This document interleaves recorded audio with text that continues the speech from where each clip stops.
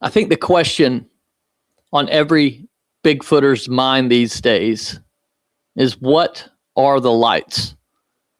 We're going to talk to somebody who had their own encounter with the lights tonight, and she'll give us her ideas of what she thinks they are. So let's get into it. Something big is spooking residents. Multiple people have claimed to see a large furry animal trudging through the woods. I literally could see him from all the way over here. I started hearing it. It was very large, and it was running so fast. City of sorts for campers in Taos County. The Sheriff's Office is sharing safety tips on social media to protect yourself from Bigfoot. I saw something out of the corner of my eye off the side of the road in a culvert. It's not like a bear, and it wasn't like a coyote. I've never seen anything like that. No details, big, like 10-foot foam, big thing. It freaked out, hit in the leg. I don't think it registered what it was. What's the likelihood that there are big animals that have gone undetected by scientists and by trained observers? What is up, everybody? Welcome to the Underground Live, our Wednesday edition of the Bigfoot Underground. I am your host, Stacy Brown Jr. If you are a new listener, if this is your first time to the show, please join us in the chat. There's a lot of people. They have good conversations. We're going to get into it tonight. We always talk about interesting things.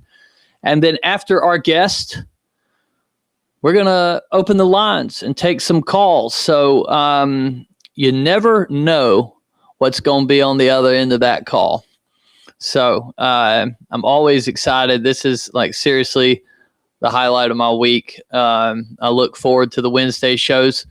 It kind of sucks because you can have guests on and they will like ghost you the last day. You know, I'll pester people and talk to them every day a couple days before, and then they just flake out for whatever reason. So this week I had two guests lined up. I had one in case the one we're talking to tonight couldn't make it. I did have a backup, but the backup is going to come at another date. Okay, so take care of some business. August 22nd. At 1901 on Main, Bigfoot and Brews. I will be there speaking along with Jason Monk. He's in the chat as Papa Squatch and Dustin Tudip. We're going to be talking all things Bigfoot, answering your questions, hearing your stories, and looking at any evidence you got. We will be sharing all of our stuff as well. If you guys are in the Chipley, Florida area, even if you're not, from 12 to 4 on August 22nd, we will be there. Food and drink will be available for you. Tickets are $15. You can buy them now, or you can get them at the door. However, tickets are selling like hotcakes for this event. So I'm looking forward to this one. I'm going to be super tired. I will be coming back from Colorado. I leave for Colorado on Sunday. I am going on expedition with Robert from Cabin in the Woods. We are horsebacking it through the Rockies. Going to be there a week in Bailey, Colorado, outside of Bailey, Colorado. Bunch of Bigfoot activity going on there. Bringing y'all some new content. And I'm going to be hurting because I don't like horses and I don't like horseback because my back is trash. Also, wanted to bring it up. October 1st through 4th in the Red River Gorge in Kentucky, the members only expedition. If you are a cave dweller, send me an email. We've got about 20 people signed up so far. So if y'all want to come on out. We got stuff for everyone. If you bring in your kids, you got the kids trails, and they're not kids trails. They're just trails where you're not possibly going to fall off into the gorge. And then we got like trails where you possibly going to fall off into the gorge. And then if you can't walk, if you're disabled, we also will be equipping the vehicles with dash cams and sending people on a ride through the forested areas around there in the search for Bigfoot. Hopefully we have an encounter, hear some good audio, find some tracks, you know. But we're going to be doing it up out there, and there's going to be some special guests as well. And we got a cool weekend of events planned for everybody. It's October 1st through the 4th in the Red River Gorge in Kentucky. So I hope to see all you members there. I think another cool thing we're going to do is like little stickers for your shirt, and you write your screen name on it, you know. That will, how do fans send me things? Oh, yes. I got a new thermal today. And it's a nice one, bruh. But yeah, at the Speed of Shadows, asking, which wrong one? At the Speed of Shadows, how do fans send you things? Do I have a P.O. box? I should get a P.O. box. I don't have one. I just have you send it to my house. I need to reply to your email. I need to reply to a lot of emails, in all fairness. Shit's piling up again. So I will get to those tomorrow or the next day. And I'll send you my address. You can just ship it out to me. Brother, no problem there. All righty. Deep Woods Protocol, become a member. Thank you so much for that. If y'all haven't checked out Deep Woods Protocol, funny story about him. He came last week for an interview, and I forgot it was my son's birthday, so I was running around. Very hectic day. But he came for an interview, and we were there, and I interviewed him. Unfortunately, one of the cameras wasn't recording, so 2-angle interview coming from y'all. For y'all soon. There's a wide shot, nice wide shot, and then a tight on my face, but no tight on him. I'm pretty upset about that. I'd really rather just do it again. But anyways, we went out afterwards. I took him out of the woods. He drove like 5 hours to come do the interview for free. I ain't got no money to pay nobody. My wife be ordering shit off of Temu and Amazon left and right. Like, I know the damn drivers that pulling up in my yard now. They ask how my kids doing and how my chickens are. So anyways, we were walking, and he asked, hey, can you call up the lights? And I've told y'all many times that I go to the woods and call up the lights. So I said, sure, if that's what you want, we will do that. And I did. We sat there in the dark and made him turn the cameras off, because the lights are an experience for you. They're not an experience for the web. I started talking. We couldn't have been standing there 2 minutes after we finished my little spiel. And a light came up out of the ground and appeared 15 yards or 15 feet away from us. Homeboy lost his... He flipped out. It was too much for him. I can understand it. You know, I'm not making fun of him. If I was going to make fun of him, it'd be because he's a ginger. And I haven't done that yet. But I think he's a ginger. He's a half ginger at least, because his beard is red, right? So anyways, he was done. He didn't want to do it no more. And we were headed back to the truck. And he kept turning around looking behind us. And I was like, brother, they're still with us. I was like, these things are going to follow us all the way to the truck. And he's like, oh, don't tell me that. And I said, turn the lights out real quick. And he turned the lights out, and there was a blue one right there by us. That freaked him out. But anyways, you know, it was cool to see somebody have like a watershed moment. You know, when they kind of, it's overload. Like, and what it kind of means to me is that he didn't believe that the lights were going to show up. He probably thought it was just all bull crap. But when I tell y'all I called these lights, I'm not lying about it. And I don't think that, maybe I shouldn't say he thought I was lying about it. I don't know. He just wasn't ready for it, right?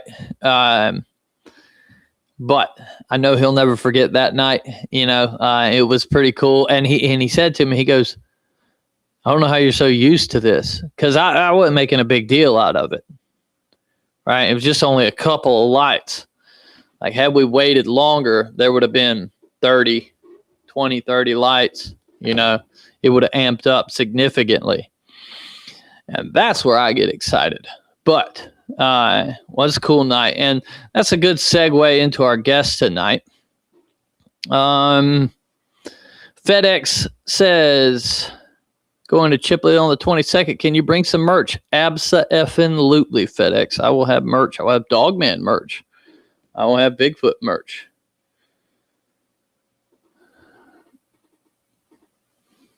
Anyways, let's go ahead and get into the chat. Sam from Sam's Pretty Paranormal. How are you doing tonight? I'm doing good. How are you? Doing all right. So I spoke to you before when I was on Richie's show. Yeah.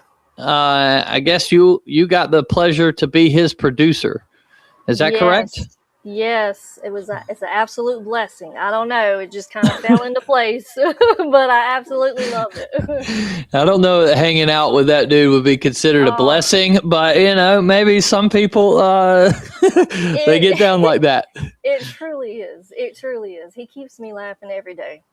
Yeah, he's a fun guy. He was hassling me earlier. He's like, send the link, and I'm like, if you don't calm down, bro, like I just reached out to him. I was like, so I said, does he send it like right before the show, or will he send it a little bit? And he was like, oh yeah, he's definitely late for stuff. And I was like, okay.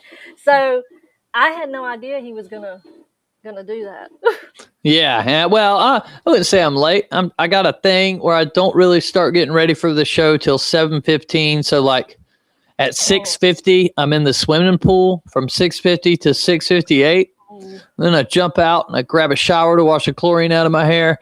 Yeah. And then I start getting ready at 7:15. So I have a schedule, right? Yeah. And Richie tries to interrupt, but go figure. Yeah, go figure. So you have an interesting story. Yeah. And I wanted to bring you on and let you talk about that. So without further ado, go ahead and tell us who you are, and let's get into it.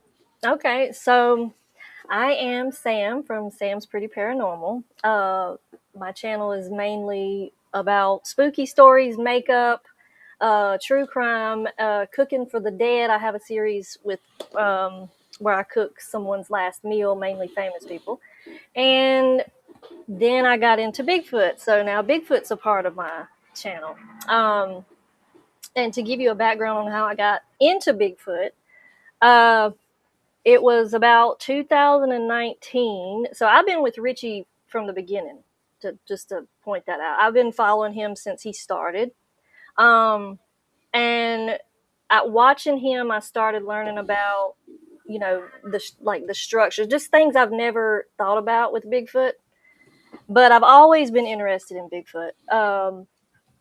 Growing up, me and my dad would have conversations about it, and it was just a really cool topic. And but what really got a fire lit under my tail was when my cousin said at a family gathering we had, he said, "You're not going to believe this, but I was turkey hunting." This was in April. I was turkey hunting, and I saw two things I cannot absolutely explain. He's been hunting since 16 years old. He's 45 now. And he said, I saw two, huge. He said, at first I thought it was bears, but then I was like, wait a minute. Bears is not going to walk that far on two hind legs. And it being two of them doing the same thing. He said one was about 6 foot tall. One was about 7 foot tall. And they were about 100 yards away. And that shook him to his core. He got up and left. That's how much that spooked him. He said, I just can't explain it. He said, when I was really started looking at it, he said the head kind of, it was almost like somebody had a hood on. He said, but I knew that couldn't be because it looked like more fur, like bear-like. And so he hightailed it out of there. He went to my grandma's. Now, this is on my grandma's land. He went to my grandma's house and he told her, she said he was white as a ghost. And so I said, okay, that's really interesting. So then I started going around the area. I started going to the area he saw and trying to find the Bigfoot. And then I started hearing other stories from around the area. Now, this is in Stokes County area. There is a Stokes County's where? In North Carolina? Yeah. Okay, In North Carolina. gotcha. Yep. And so there's a preacher that is in the area that actually has a group of members from his church and just friends that actually go out and try to research and see if, what they can find about Bigfoot, because he has seen one. Now, I've been wanting to contact him to talk to him about it, but I haven't been able to. And then there was a neighbor not too far from my grandma's that was washing dishes. She looked out the window and she saw one just walking across in the tree lines behind her house. And I was like, okay, so with his story and then those stories coming later, I was like, something's definitely going on in that area. So that's kind of what got me really going. And then between that and Richie, I was like, maybe I should give it a try out back. I mean, I'm kind of limited on what I can do, where I'm like stay-at-home mom and stuff. So I was like, I could always just go back there and just see what's happening. And sure enough, I started noticing structures. That was the first thing I noticed. And I love structures. I don't know, a lot of people are not with that, but that's okay. But I really like them. The first structure I found was actually the one that's beside my gifting stump. And it kind of reminded me of like a teepee-like situation. And so I was like, that's where I'm putting my gifting stump. And I have just found so many other structures back there, and I filmed them, and it's on my channel. So that's a little bit. So I don't know if anybody has any questions or whatever, but yeah. So now, how far where you live now is it from where your cousin had his sighting? So I would say it's about 35 minutes away. Oh, okay, so a good little. But is it like the same woods that are kind of in there, or? I could see it being connected the way. I mean, going by Google Maps, me and Wojo actually looked at it one day. Going by Google Maps, when you zoom out, I mean, it is very possible the way the tree. Yeah. Okay, so this is like Western North Carolina, isn't it? It's where I'm at. It's like northern, like Western northern. Okay, yeah. I got you. Right on. Yeah. So, what was it, Richie, that made you want to start looking for it, or was it just the cousin sighting thing, or because your channel's called Paranormal, so I take it you get more into the paranormal. I started the channel completely on paranormal. I was like, I'm going to, tell spooky stories and do the makeup, like the true crime and makeups you see. I was like, I'm going to do true crime and paranormal. So I did start out doing that. And then I don't want to be just put into one box though. That's kind of, I want to be able to, like, of course it's pretty paranormal because that's what it started on, but I like to branch out to other things. And I've always been interested in Bigfoot, aliens, like that's always been my favorite kind of topics. But I would say between my cousin, knowing someone that close to me, actually having an experience, and then Richie over here, feeding me with more like understanding and the things that they do, I would say a combination of that is what pushed me, kind of launched me into. Well, how did you get hooked up with Richie?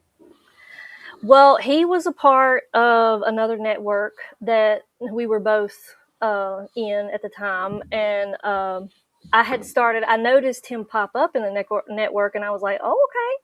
I was like, now they got a Bigfoot guy coming in. So I started watching his channel, and I was like, I like this dude.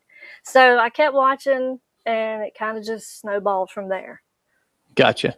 Yeah. Okay, so now you get to do like free work for him, every Oh and no, I his wouldn't say I wouldn't say it was. I mean, he really does do a lot for us. right. For- I gotcha. yeah. Okay, so you started doing the gifting, right? Yeah. Was that something he suggested or Yeah, I mean, I noticed. So him and Woden had a gifting chair, and I was like, "That is so cool." And we would have conversations on the side, and he was like, you should totally try it. You found the structures. You should just see what happens." Now, my gifting stump's really close to my house, so I don't leave food at all. Period. I'm too nervous to do that because we've had coyotes, we've had bears come through, and I was like, that's a no go. But I have a necklace that's sort of like Richie's, and then I have set up rocks and put numbers on the rocks. I had a stick with a little red ribbon and a bell, and that got pulled out, snapped, and threw on the ground. I was like, oh, wow. okay, maybe they don't like that.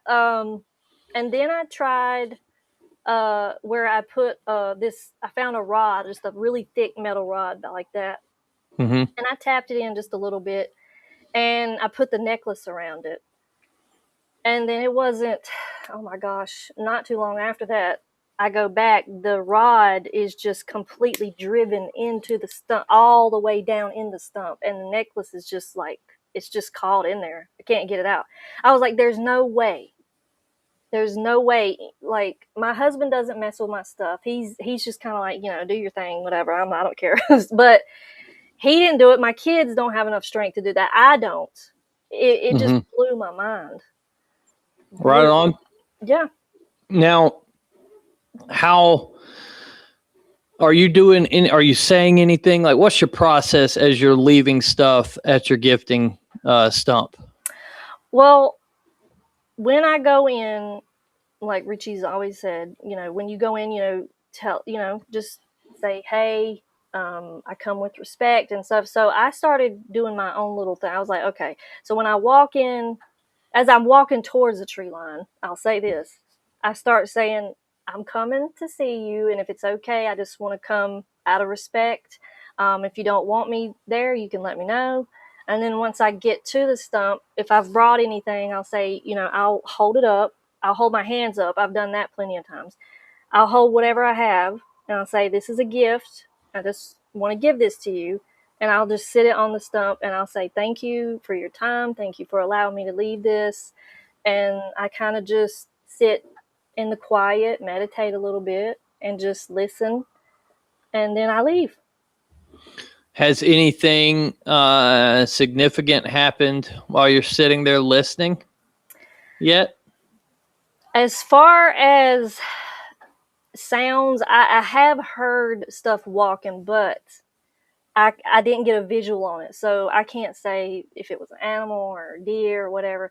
But the biggest, hugest, biggest thing experience I had was I pulled up a Native American song, and I said, I want to play this, and I think you'll like it. So I laid it on the stump, and I started playing it. Everything was still when I done this, okay? I sat down and just sat there and closed my eyes, and then I just noticed this ever so slightly just kind of wind. It just started picking up. And I was like, okay. So when I looked up, it was just like the trees were just moving in unison. And I can't describe the feeling, but it was so overwhelming. I literally started crying. I was like, I don't know what's happening right now, but it's moving me a whole lot. That's the biggest thing I've had at my stump when I've done that. Right. Now, how long have you been doing the gifting there? Oh goodness, it's been a good, I would say, almost 2 years. I would say. Oh, okay. Wow. Yeah. Right on. And now, so how often are you checking it? Well, so this summer I've kind of been not so great with it. I had family come in. They stayed with me for like 5 weeks. I wasn't able to get out there. So, but I do try to check it, probably I would say 4 or 5 times a month, something like that. Okay. So pretty Yeah. regular. Yeah, pretty regular. Right on. And how, so you left that metal rod out there. Yeah. How many days was it out there, you think, just a rough estimate, before it was pressed into the ground? I want to say a couple of weeks. Oh, okay. I want to say a couple of weeks. Yeah. So that checks out. Because they usually don't stay in an area, right, for a long time. Right. From what I've found, they'll constantly come back through, though. Right. Right. You know what I mean? And so it's, I know when I was doing my gifting at this place, it would be, I wouldn't check it every time I go out there, because I went out there quite often, like 5 days a week.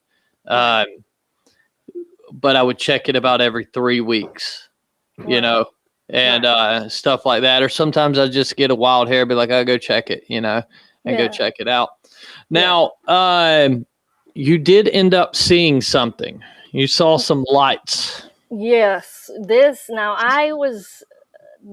the night that I actually made a video on my back porch. Okay. So, I was just out there just being goofy, and I was like, you know what? I'm going to set up a camera. I'm just going to sit out here and see what happens. And it was actually after one of my shows. And I went out there and was just talking about different things, things I've experienced at my gifting stump.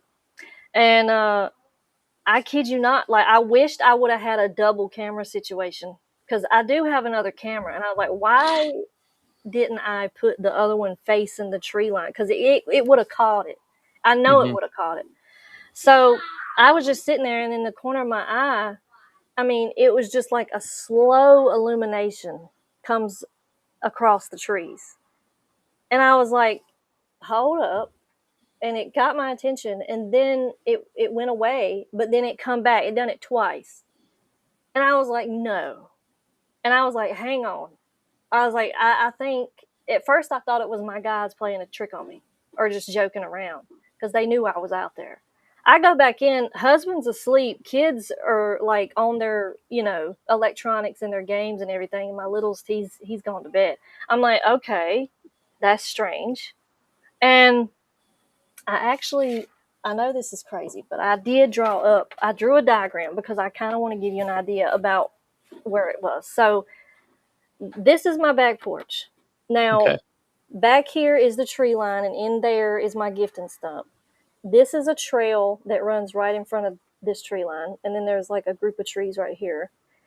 And then right here, it actually starts right here. So this is trees that go down the side of my property. So at the very end down here, now there's a road. Okay. But these trees right here are so thick. These are like gumball trees. I don't know how to explain it, but it's pretty thick. It's really thick.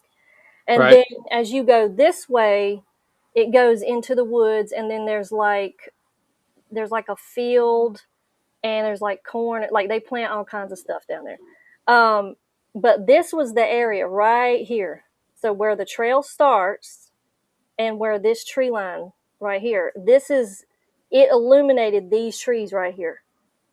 Oh, And so you didn't just see it, it lit up all the trees around it. Yeah, it illuminated these trees right here. Wow, okay. Yeah, and I was like, okay. And at first, I was like, okay, let me just think logic. Could that have been a car? No, there's no way. Because those, like I said, those trees down that side, I mean, it is so thick. And the cars are going like this. They're not, I just don't see that happening. Right. And I couldn't reason any of it. But it was the brightest thing ever. It literally was like someone had a spotlight and just shined it onto the trees. Like, it was crazy. What color was it? It was like a light. Like, it was like golden, like yellow, like a light. Like, like a spotlight light. Right. Yeah. I got you.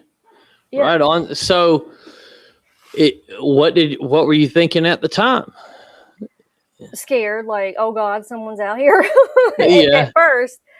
But then once I started coming down and trying to, reason, I was like, could it actually be what I think? So, like with Richie and Wojo, they go out and experience these lights that are just amazing. I mean, like the brightest lights, it's crazy to me.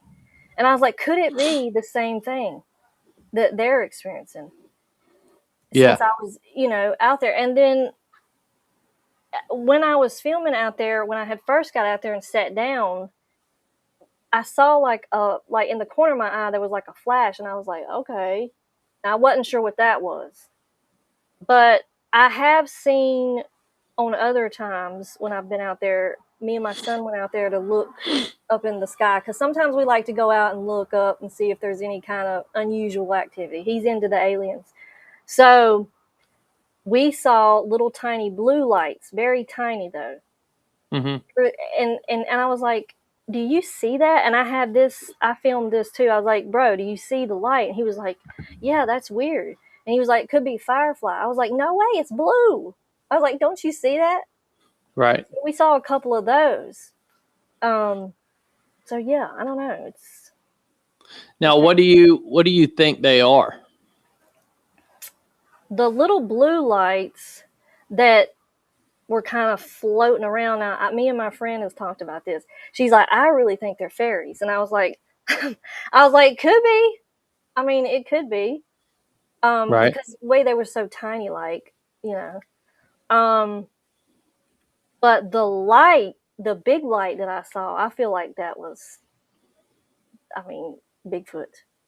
Right. Richie's had a discussion. I mean, he feels it in his gut, and I'm like, you know what? I think I agree with you. Yeah. Well, that's when I was telling that guy the other night that's what I believe these things are. And there's reasons I believe that, right? So I've had the pleasure, I don't know if you call it pleasure, but I've been on like 7 different Native American reservations and got to speak with tribal elders. Yeah. Some of them have been great. Some of them have been absolute nightmares.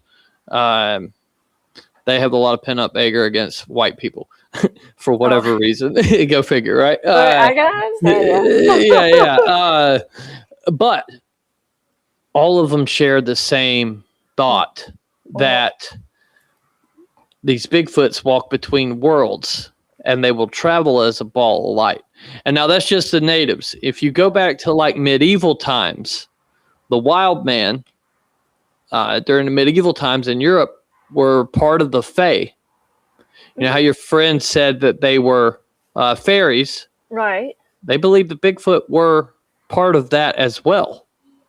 That's interesting.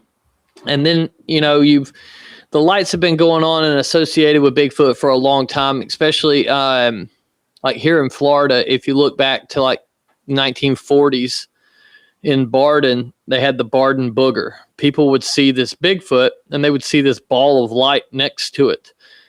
And they never seen him carrying a lantern, but that was like, if you buy the t-shirt or anything like that, the Barden Booger carries a lantern. Nobody's ever seen him with a lantern, but they're just trying to explain away that ball of light that's with him, know?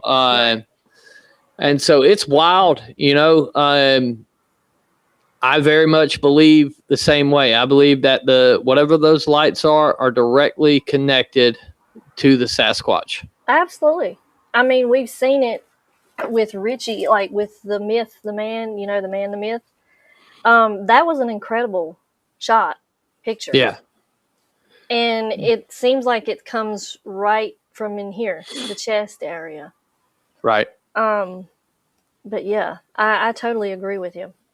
So now, you mentioned there's like agricultural land next to where your stuff's going on.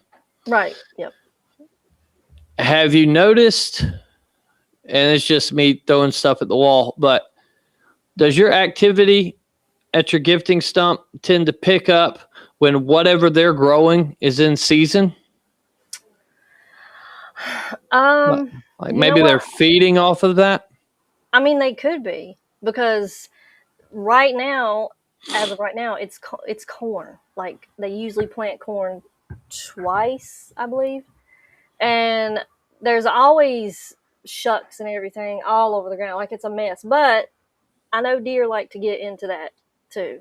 Oh yeah, no doubt. But yeah, it's always a trampled mess. I went out there today and done like a little video for a reel, and I was just looking and I was like, goodness gracious, like there's one part at the very beginning where it's just like completely thinned out. There's stalks just laying over, and I'm like, okay. But I've never really thought about it Yeah. like that. It's something to think about. Yeah. I would maybe try to make note of that and see if whenever that corn's in and they're about to pull it, see if you're not getting like increased activity. Maybe there's some new breaks, some new structures. I mean, honestly, I don't know how much trespassing it would be, but I would assume on the outside of those edges of those cornfields, you'll find a lot of the stuff that you find in the woods behind your house as well. Oh, okay. Yeah, they're pretty. The people that do that, they've always lived there. It's the same people. Like, this is my grandpa's house, and we bought it after he passed away and fixed it up. And the lady knows who I am. So they're pretty like, they're like, whatever. Yeah. I've made little music video covers and everything. They don't seem to care out there. Right. So I'll definitely look into it and walk it and see. So, okay, well, do you plan on doing any Bigfooting like overnight, or meeting up with Richie eventually and going on one of his expedition he has? You don't know how bad I want to do that. I either want to go there or I want to bring them here. Like, it's got to be one or the other, because I have got to do that at least once with them. Yeah. Of course, it's definitely in the books. Yeah, them guys, I was talking to Richie not long ago before my schedule just like slammed up, but I'm hoping maybe spring of next year, when it's not too hot yet, but it's still not too cold. Yeah. We're going to go up there into his area, go out into the Bridgewater Triangle and do some Bigfooting. Oh, that is so I can't wait for that. Yeah, that'd be fun. Oh, yeah. Well, so your channel's called Sam's Pretty Paranormal. Yeah. Tell us are you a ghost hunter, or were you a ghost hunter at any point? I was, just put it that way, because I started having some experiences that was like, I'm just gonna like, reel it in and not go that way anymore, because first of all, I got kids and I'm like, no. But yeah, I've had some experiences. My first was at a cemetery that's not too far from me. I went up there and I had like a little spirit box on my phone. Mm-hmm. And I was like, you know what? I'm just going to go up here and just see what happens. And I stood out there and I kept getting, like, I got the word Sunday. That was the first word that come up. And then it seemed like there was one where it was like the church or whatever's. But the next word that had come up after that was the name David. And I was like, David? And I've got that video on my YouTube too. In real time, you can hear me say, David. And then I was looking around and I was like, okay, a David. And then, oh my God, I was standing right above a tombstone that said David. And he was in the war. Right. And I was like, okay, hey, David, So I was like, well, I think that kind of spooked me a little bit. So I was like, I think I'm going to go now. So I shut that down. And then I went back and I sat in my car the next time. And my name Sam come up on the thing. And I was like, no way. Yeah. I was like, okay. So my great grandpa is buried there. His name is Sam. And I was like, so which one are you talking about? Are you talking about me or are you talking about him? Or is this you? Like, who is this? So in that video, there was like this blue, almost wispy thing that come out of the corner. And it was just like, it come in and it come out like that really quick. And I was like, okay. So then I started having things happen in my house. I had things getting thrown off. I got a shelf above my sink. I had a glass jar. I was watching Demon House that night with Zach Bagans. Oh yeah, I seen that. Yeah. And that I'm gonna thing be got honest with you. He grabs that one guy in there, and I was like, I hope this guy beats his ass. Like this I is your know. one moment, dude. Like everybody wants to kick his ass, and he Right. grabbed you like that, and you Yeah. had the perfect chance, and you didn't do anything. And that's like, man, I I'd know. have had to give it a shot. He's just he's really aggressive. He's too, like, I get it. Hey, props to him. Like, he's got it going on. He's like he's really got the entertainment of it and making the money and all of that stuff. But I'm just like, I can't believe I used to like really like this guy. Like, I really in high school, that's all I watched was Ghost Adventures. I was like, what's he, and actually sat there and believed half of it. But anyways, I watched that, and then that jar got thrown in my kitchen, and water was everywhere. I was like, okay, everyone was asleep, so I was like, there's no way, like, that doesn't make any sense. Yeah, I've had a lot of experiences, and then it's really started getting bad after I had gotten scratched. I was sitting just minding my own business watching TV, and my neck started burning, and I looked in the mirror, and it was just 3 lines going down and just these huge whelps, and I was like, you know what? I think I'm done. I think I'm Yeah. completely done with all of the spirit, like all of that stuff. So then I just kind of geared it towards just telling spooky stories and doing the makeup, which I love to do. And Right. yeah. Now, were you going out to these places by yourself? I went to the cemetery by myself. Yeah. The cemetery, I went alone. There was a couple of times. Have you ever seen 28 Days Haunted? Yeah. So the Madison Dry Goods, I went there, but I went there with my friends. So I went there twice with friends. But other than that, that's the only place I've been by myself was that cemetery. And then I went to the Charlie Lawson Cemetery, but I was with family that day. But yeah, I won't go anywhere completely alone if it's like, Yeah, haunted locations by yourself is it's kind of, I don't know, like it's more intimidating to me than it is the swamp. Mm, Right? Like cuz I grew up in the swamp, I don't fear it probably as much as I should. maybe. Yeah. Yeah. But going into a haunted house and sitting there by yourself, Yeah. yeah, like when I was at the Conjuring house, I was sleeping in a room by myself, and then the dreams were just so bad. I was like, "Yo, guys, I'm gonna come and sleep in y'all's room, for the rest of the time I'm here." Like, I just didn't feel safe because, like, the dreams were real. It was like I was just tuning into a different channel, and I was doing this stuff now, and my body temperature would go up. You know what I'm saying? Right. And it was extremely terrifying. Yeah. Right. And some of these locations that I've sat at by myself, I'm just like, why are you here by yourself, dude? There's no reason to do this because I got friends that want to do it, So, yeah. Okay. So what kind of stories do you tell on your channel? It's just a full range of like different spooky stories. Just a lot of them I pull off Reddit because Reddit is like you can get a lot of different things off Reddit. Right. And then some are like well-known stories that you already know, like Charlie Lawson. That's a real big one around these parts.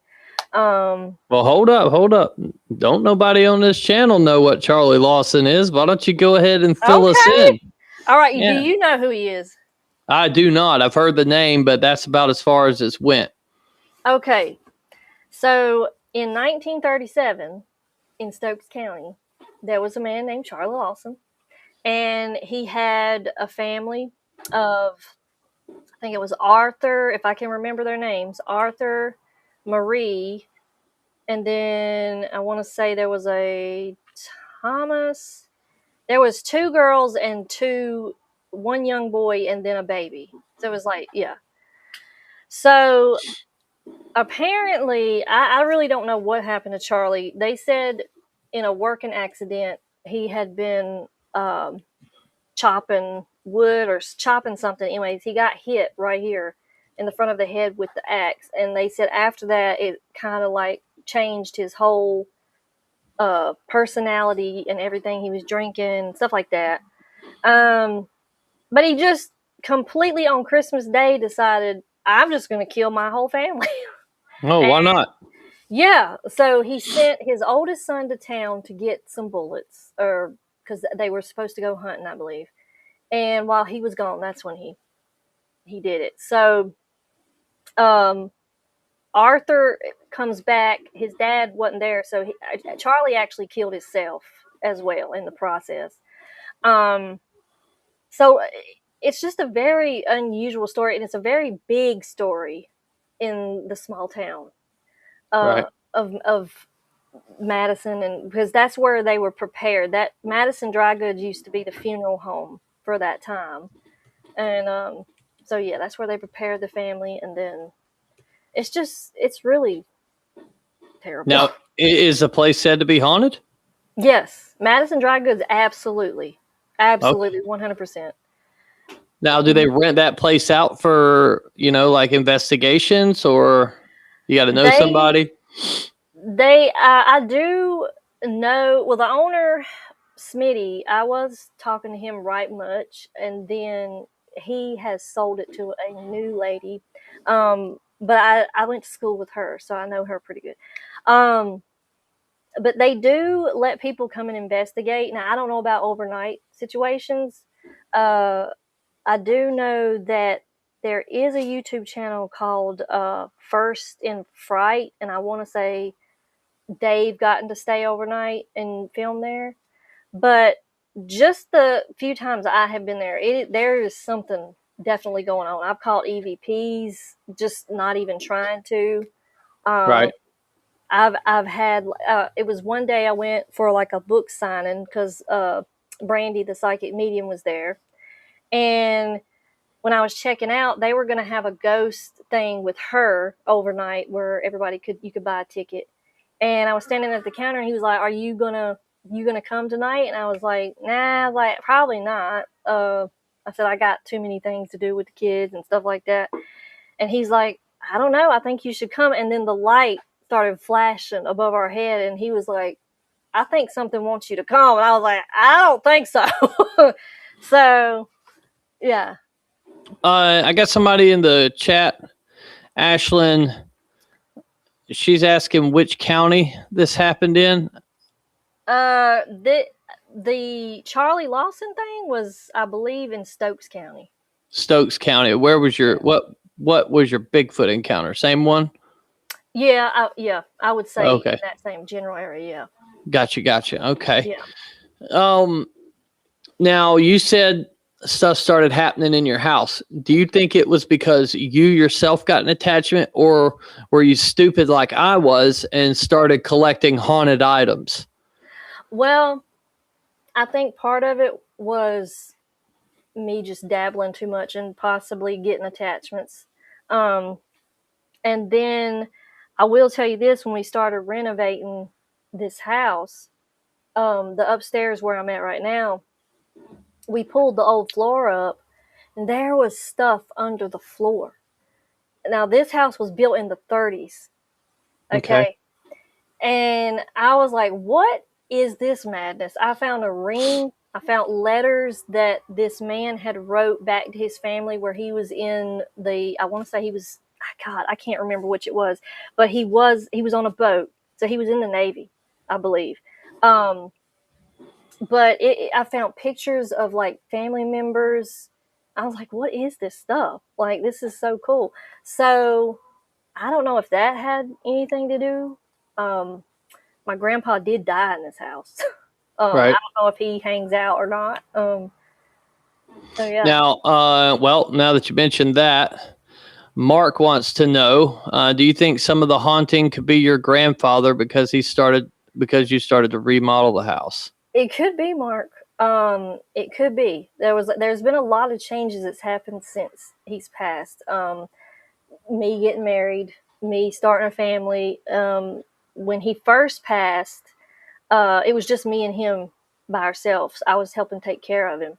And when he first passed away, I had actually been taking a nap on my bed, and I didn't have the covers on, which I always have the covers on now. But something like literally pulled my toe and just jerked it. And it jolted me away. I was like, what the actual? And it just that would be something he would do. I mean, he liked to play pranks and stuff. Right. So I was like, all right, you can stop that now. But yeah, I think a lot of it could be because he actually painted on his walls in here. He loved Bob Ross, and he really got into painting. And we've tried to keep some of it up. We got some of the walls he painted inside of a closet, but I mean, most of it we've had to take down because, modernize and things need to be updated. But I do have a wall in my room where he painted like crosses and trees and stuff, and I'm trying to preserve that corner. Right. But yeah, I mean, it could be possibly. Well, is the stuff still happening? It has died down. I have not had anything. It's been very quiet, but I've tried to stay away from watching so much paranormal stuff, not messing like with spirit box and stuff like that. So it has, quieted down significantly. Right. Yeah. I've recently tried to. I spoke with a guy named O'Neill that I interviewed, and it's kind of helping me get through some of the things in my house because we have a really active house in that aspect. And, it'll put negative thoughts into your head. Oh. And I'm not that person. Right. I love my life. I enjoy everything I do. I shouldn't at times be thinking I should harm myself in any way. And I've never been like that. Right. So I've been doing things, but because I have a spirit box and I got rid of most of the haunted stuff that I collected, except for the spirit box. And I've just put it in the closet and left it alone. I haven't turned it on in probably 8 months, but every time I turn it on, it's just a normal radio, an old Radio Shack radio that I hacked to where it will sweep through the channels, right? You can cut a certain cord in there. Right. And it will sweep through, but it will say Beth over and over and over. And it used to not until I went up to this old bar that my buddy bought. Mm-hmm. And I got Beth 42 times in 7 minutes. Oh my God. Right. And so then ever since then, and I've taken that same spirit box all over the country. Mm-hmm. Everywhere I go, it says Beth, Beth, Beth, Beth, Beth. And that's not something you really hear on the radio that much. No, yeah. Yeah. But it's just like the stuff's kind of died down since I've quit messing with it. But like the other day, I was sitting here editing during the day and I heard our front door close. I heard somebody walk down the hallway and go into my daughter's room. And so I got up. My wife's in the daycare with the kids. Like the den in our house, the back side of our house is our den. Mm-hmm. And that's the daycare. Well, like 3/4 of it, the daycare, like the other part of it is my Miami Dolphins full regulation size pool table. Oh, okay. Yeah, Wojo, I like that. Oh, yeah. But I was like, did you just come in here? She goes, no, was that you? And I'm like, okay. So I go, look, I think my daughter's home. She's not home. And then so I'm like, oh, okay. So then I sweep the house to make sure nobody's in the house. And there ain't nobody in the house. The front door was locked, God. And it's just stuff like that. But it seems to be that one corner of the room or the one corner of the house where my daughter's room is. Mm-hmm. there will be these little girls. And okay, so sometimes we're in there watching TV in the living room and we'll hear the toys go off in the damn den. Oh my Like God. the children's toys, the ones you move, like the Right. stroller you move. Yeah. And then one day my wife was laying down with the little girl because she has to lay down with them to go to sleep, like to get the kids to go to sleep. Because if you're still up walking around, they won't know what you're doing and stuff. Yeah. Yeah. And her and little Danny were laying down, and the stroller just moves. Just it moves like 6 inches. Gosh. Yeah. And then she looks at her, and it's like, wow. That's wild. So, but yeah, I'm trying to get all that stuff out. My father passed in this house, and I didn't want to do it for the longest time because I was afraid it was him. Yeah. But I don't think it is. At this point, after talking to people, I don't really think that's something that I think stuff just trying to play on you. You know what I mean? It tries to pick out what you're really missing and then work at that. Your weakness. Yeah. And I would think if it was him, you would know. And if you wouldn't feel uncomfortable, you would feel, peaceful about it. Which the things in here that happened prior to me getting scratched now, I wasn't like scared. I was just like, okay. But when I got scratched, I was like, this is a whole different ball game. Now I've never had that happen. I've I witnessed once while I was watching TV in my bedroom, I had like this little basket, got like my makeup brushes, little, sponges, all that stuff. I witnessed the sponge come out of the basket and roll itself over and go into the floor. And I was like, bro.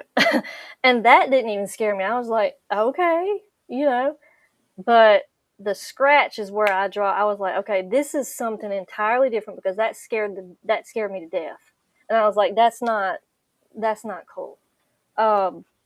So I just cleansed the house. I played this thing called the Atomic Prayer. I just let it play. And I was like, you know what?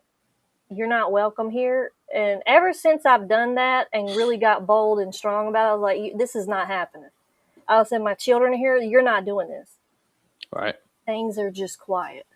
So I don't know. Between going to the dry goods and that cemetery that I went to, I can't decipher where I picked it up. I want to say the dry goods. It had to have been because I've been there, more. But it's just very strange.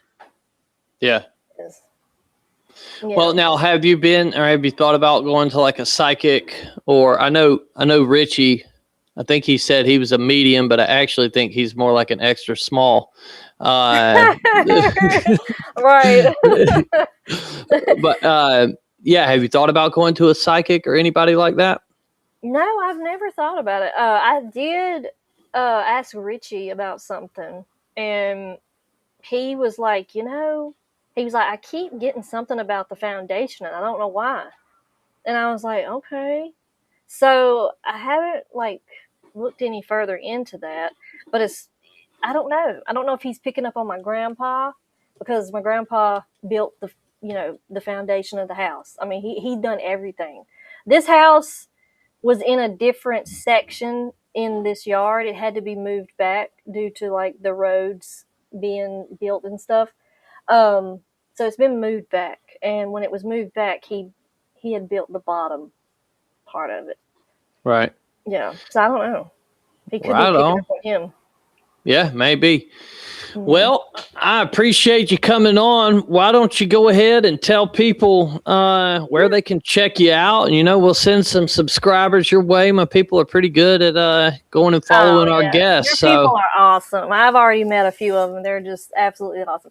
You can find me on Sam's Pretty Paranormal on YouTube, Facebook, Instagram, TikTok, and I guess Kick now.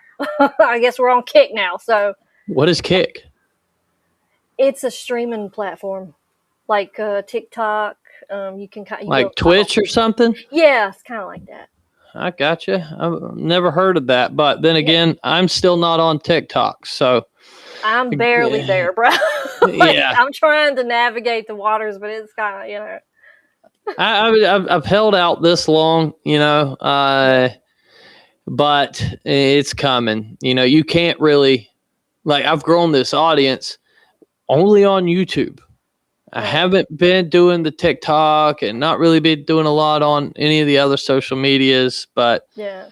I've kind of got to now. I've got some people that are like managing me that want me to kind of push that. So maybe I'll get an intern or something. I just like, seriously, I hate the smartphone, and the day will come where I only have a flip phone. You know what I mean? I know, it's so much more simpler. I know. They're just, I think at the end of the day, if you got a lot of stuff going on, a smartphone is the worst thing to have within your reach. Yeah, it is. Because you constantly keep reaching for it and, let me check my email, blah, blah, blah. And I know.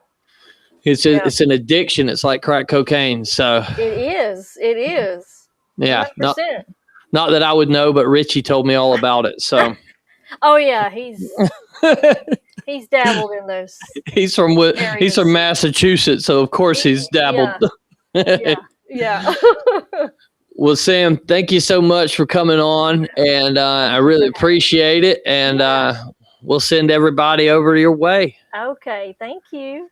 Yep. Till next time. Have a good one. Bye. Bye-bye. Bye.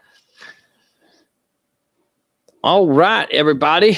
Got a little bit of ghost stories in there with some Bigfoot. Pretty good mix. Good conversation. So, yes, I had some comments in the chat. Some dude asked if he could come play pool. First of all, somebody said I can't play pool.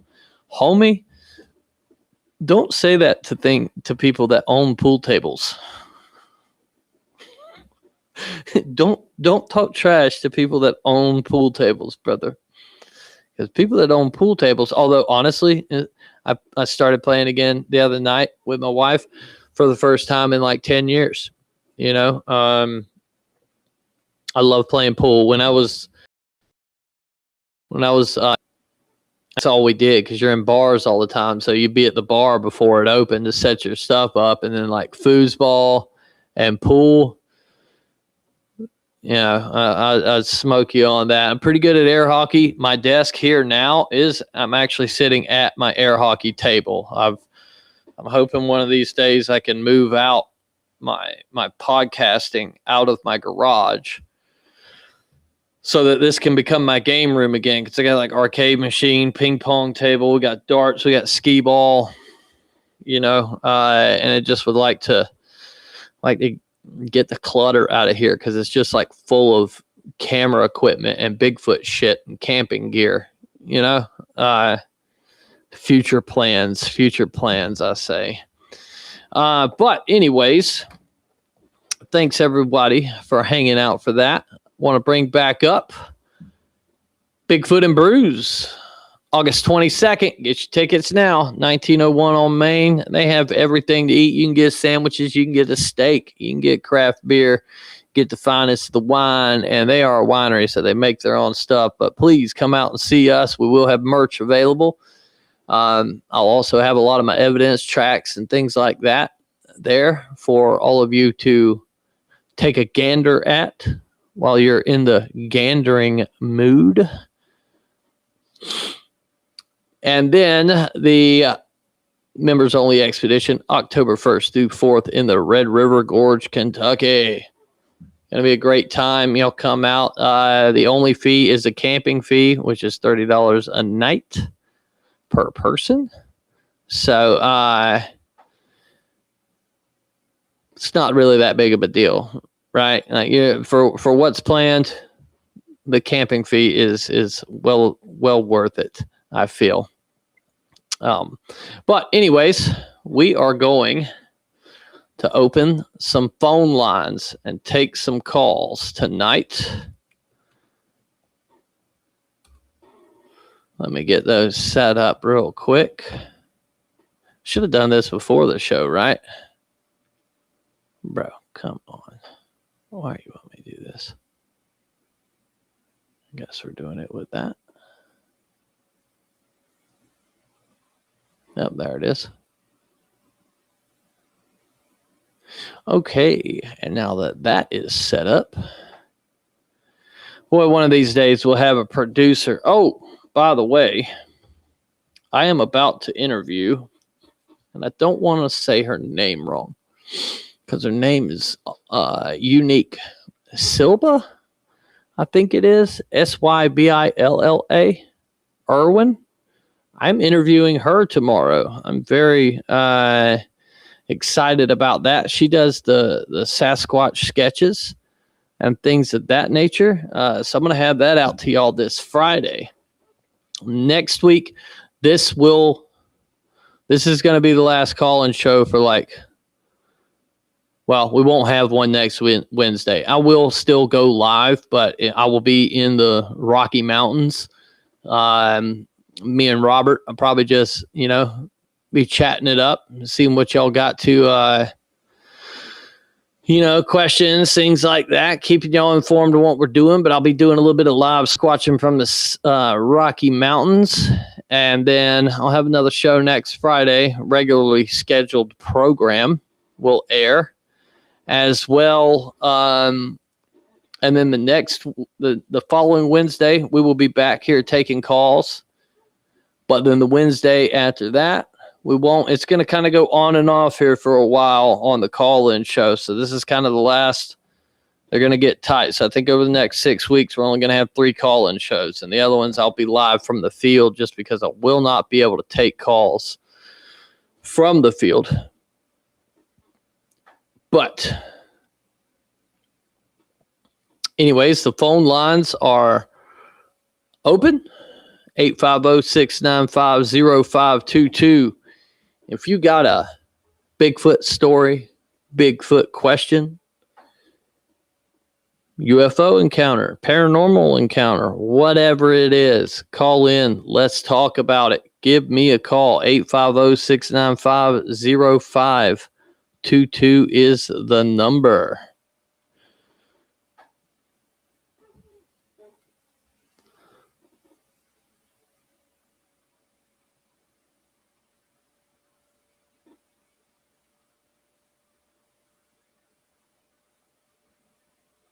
Oh my God, I got to tell you guys something.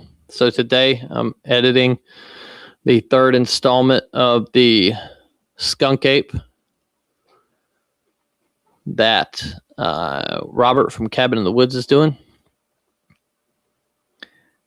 And I came across the old Unsolved Mysteries episode that Dave Shealy was on, and it has the interviews from the Pelican Tours bus driver. Not sure if y'all are familiar with this, but in 97, Pelican Tours was riding down Tower Road, I think it's called. Maybe it was Turner Road. That's what it was, Turner Road. Riding down Turner Road, and 31 people see a Sasquatch or a skunk ape cross the road in front of them. And I'd never been able to find this guy. Like online, his name is Steve Goodbread. And then I came across this Unsolved Mysteries episode, and he's got a different name on Unsolved Mysteries. Could be a pseudonym. I don't know. But it was awesome. And then, 5 days later or something, just miles away, there were 2 people that had an encounter, and it was Jan Brock. She has an encounter, and then 15 minutes after she sees this thing cross the road, Fire Chief Vince Dewar drives by and takes a photo because he sees the thing still standing there. And it had their interviews on there, and I was able to see their face, and I hadn't seen that episode since I was a child, and I was so stoked. It was like season 10 of the Unsolved Mysteries, episode 5. I was so happy. Unfortunately, Vince has passed away. And I don't know about Jan. I don't know if she's still around, but I'm looking, but yes, there were 31 people on that bus plus the driver that all seen these things. It was a mass sighting, and it's easy for one person to misidentify what they see, right? But 32 people, they're not going to misidentify it. If they all said the same thing, chances are that's what they saw, so pretty awesome. It made my day. I was absolutely happy. And then now I've got the Unsolved Mysteries theme stuck in my head. So good times, people. And I will tell you, I've had this like bucket list of shows I wanted to do. And I just was able to do Monster Quest last year. So that was awesome. That was one of them bucket list items. Scratch Monster Quest off. I was on an episode of Monster Quest. But if I could get on Unsolved Mysteries, bro, I don't know that I'd ever do another TV show again. How do I top that, right? I've done about everything there is to do. Been on Coast to Coast. But haven't done Unsolved Mysteries. So if anybody watching works for Unsolved Mysteries, y'all get a hold of your boy, bro. Y'all get a hold of him.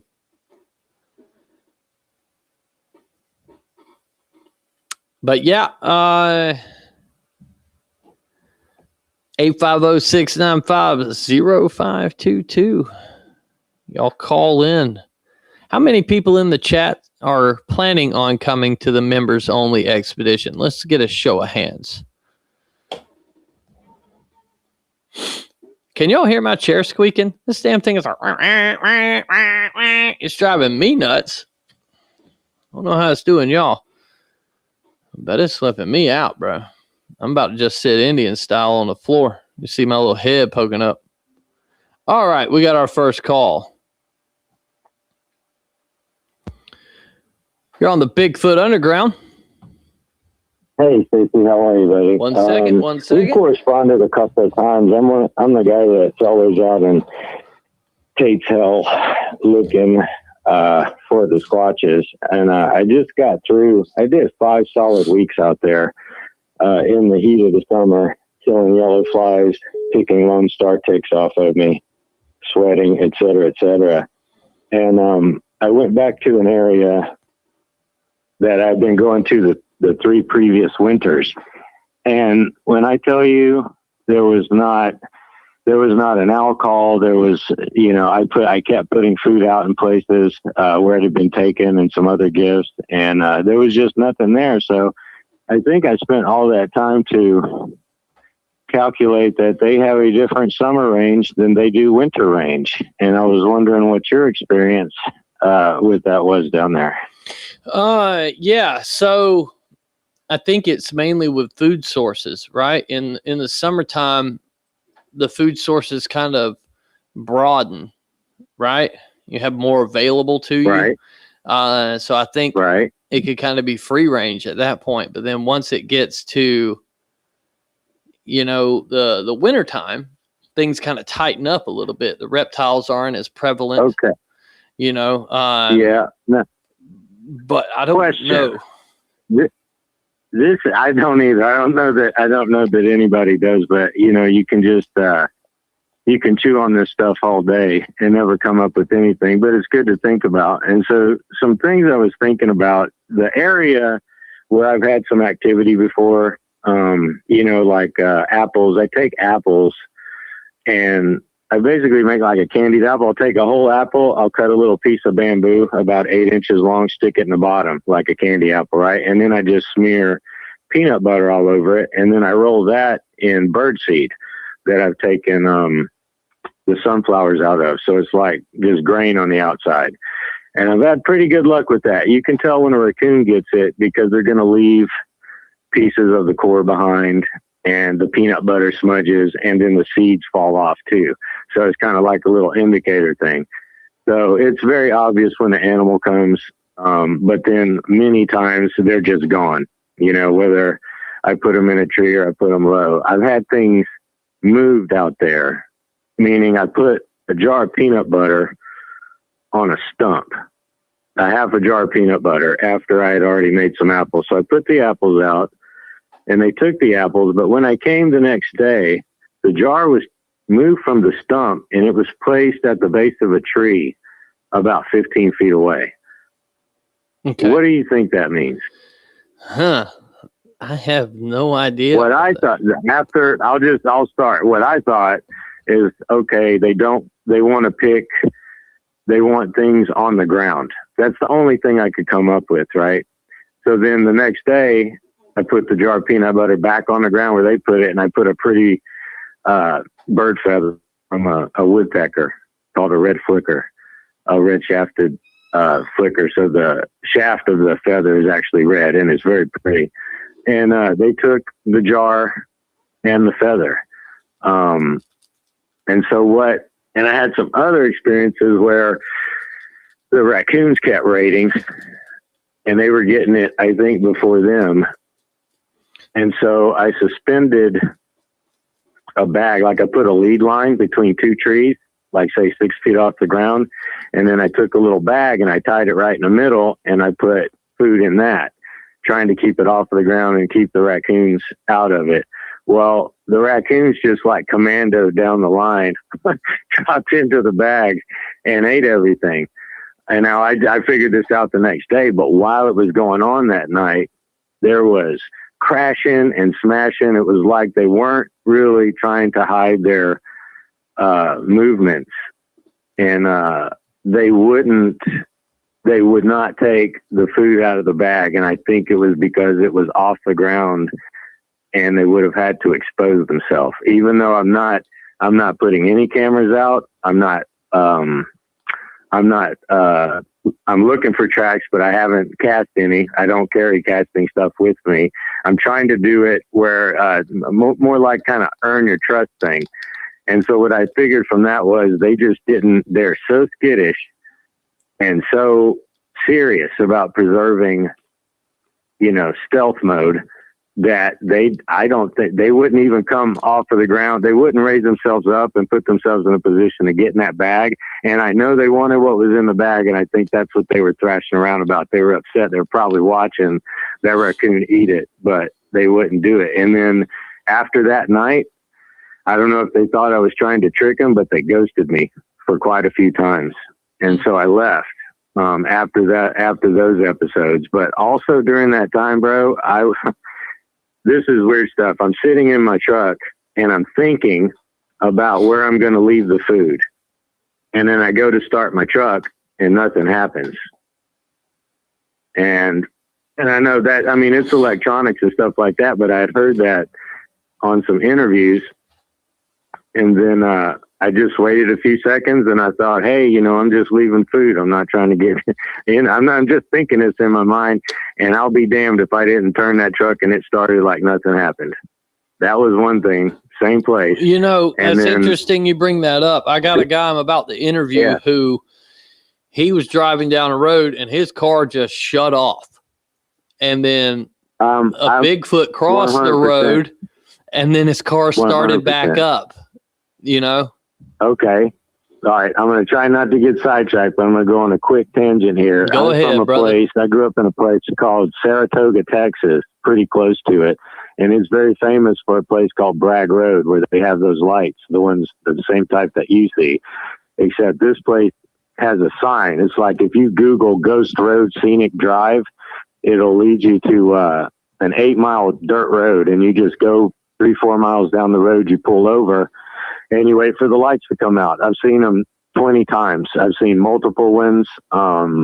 They've chased my friends who were cursing at them off the road. They're definitely intelligent. It's not just a ball of light out there. But in relation to turning vehicles off, I was sitting out there one night about 1 a.m. and this truck's coming down the road and he had his brights on and his light bar, and I almost flashed him, but I didn't. But when he got up to me, it ended up being a deputy sheriff, and he asked me,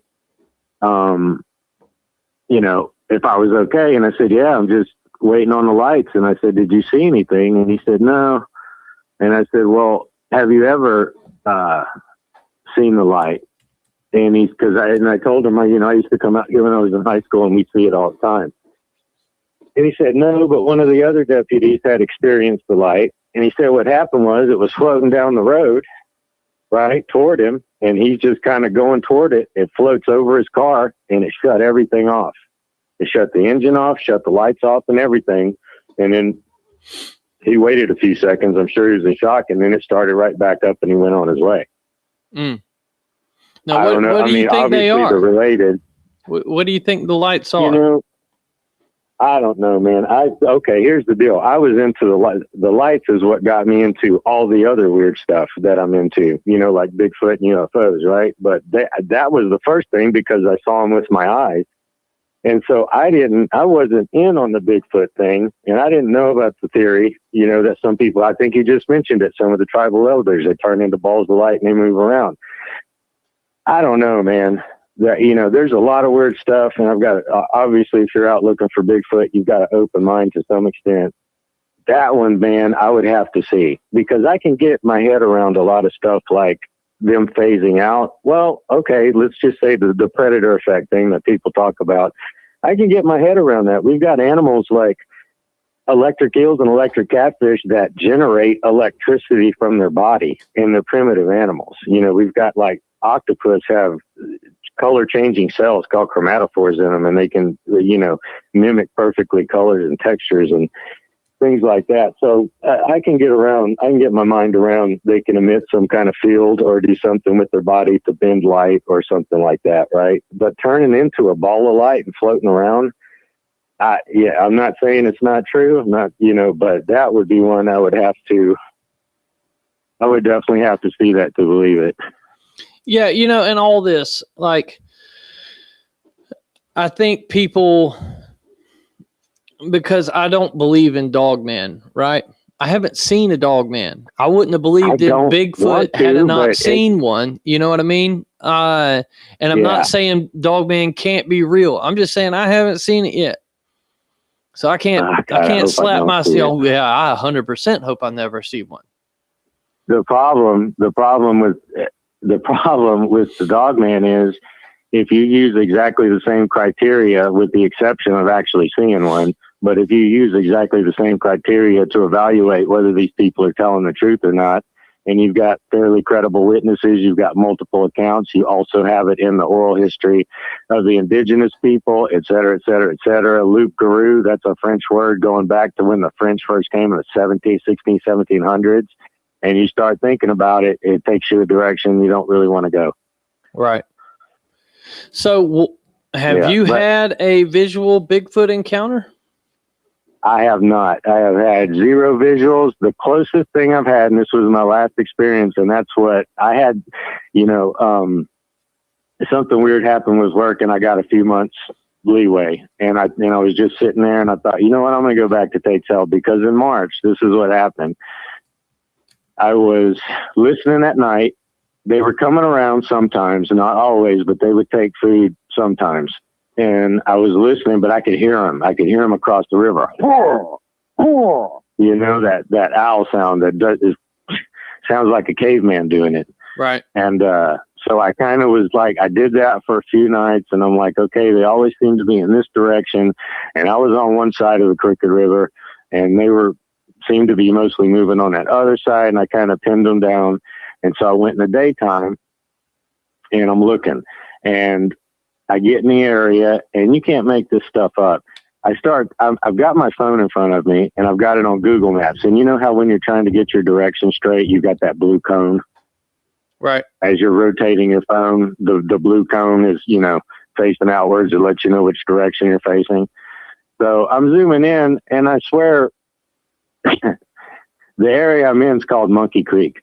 It showed up on the Google map. I had no idea. And this is in Tate's Hell? I'll take that as a sign. This is in Tate's Hell? I'll take that as a sign. Okay. I'm sorry, what? This is in Tate's Hell? Yes, sir. Gotcha. Yes, sir. I'll email you the screenshot.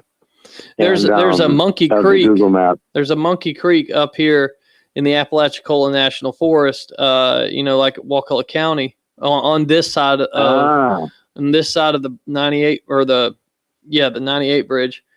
Interesting. Yeah, this is definitely within the confines of Tate's Hell. So there's more than one. What does that tell you? Well, More than one person helping. What's odd is I interviewed a guy in I interviewed him around 2012.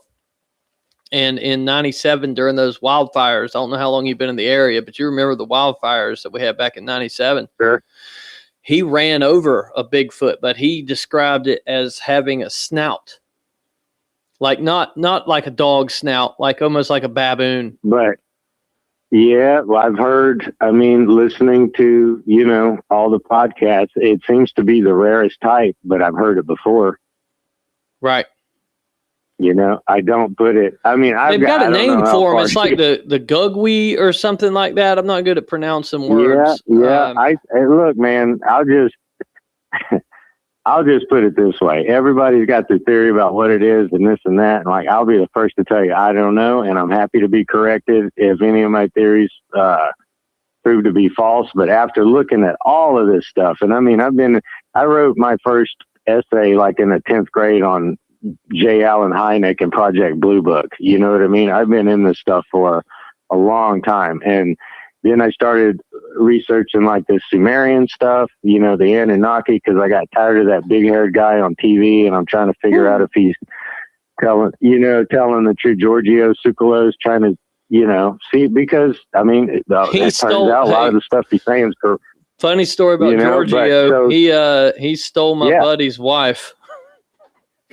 No way. Yeah, he did. I don't think they're together. Dude, I would anymore. never tell. I would never tell anybody on earth that. No, my buddy told me that, and I'm like, bro, that's something you take to the grave, homie.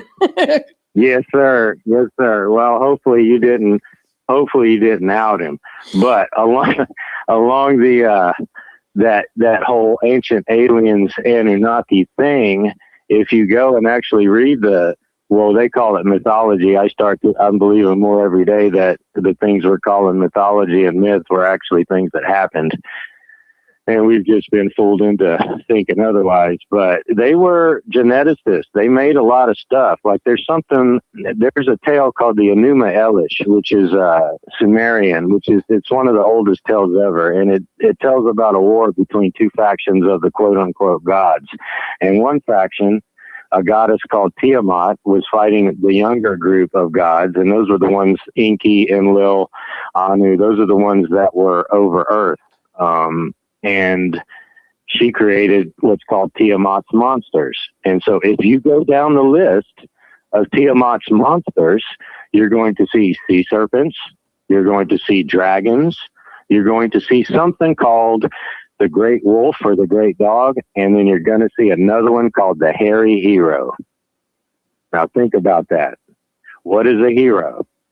In those terms, in ancient languages, you're getting into Nephilim biblical stuff, right? These were the heroes of old, men of renown. Hero is like Hercules, Perseus, Samson.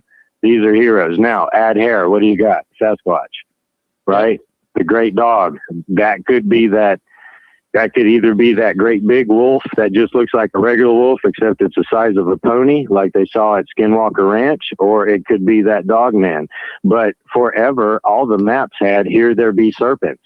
And they drew the same shapes, and we've been taught that this was just sailors' yarns, and, these guys were lying all the time and they were ignorant and they made up all this stuff. Well, to a certain extent, some of that's true, but you can't get on a primitively made boat with canvas sails and go across the ocean and do what they did being stupid, right? There probably were sea serpents. Are you familiar with that case from Pensacola where that thing came out of the water and killed two of the kids and one guy got back and told the story in the 60s? Yeah. And there's more than that. There's Lake Mont. So point being is a lot of the stuff we see, a lot of the cryptids and a lot of the stuff that used to be reported like dragons and sea serpents are on that list. They're on that list of Tiamat's monsters because they didn't just fight with weapons, they fought with genetic creations. And I think my working theory, until somebody else comes up with something better, or one walks out of the woods and tells me actually what's going on, that's what I'm going with. Right. Hey, not a bad that one. They were genetically created. And so, yeah, I think there were people tinkering, and they did some with baboons, very few, but mostly it was orangutan, chimpanzee, and gorillas, because those are the genotypes that you see, right? You see those cinnamon ones. And then I guess in Texas, I heard over and over, they look kind of chimpy, and in other places, people describe them as just like a big walking upright silverback. But I think somebody was tinkering, and I think that's where these cryptids came from. I think they're still here, and I think we see their little craft flying around. And I think it's all a big secret, but it's coming out. Yeah. I wouldn't be shocked if there's more than just aliens, like little gray aliens in this UFO disclosure, if they actually tell us the truth. That's another thing. I think they're just going to leak a little bit what they want us to know, and then probably add in a bunch of bullshit with it.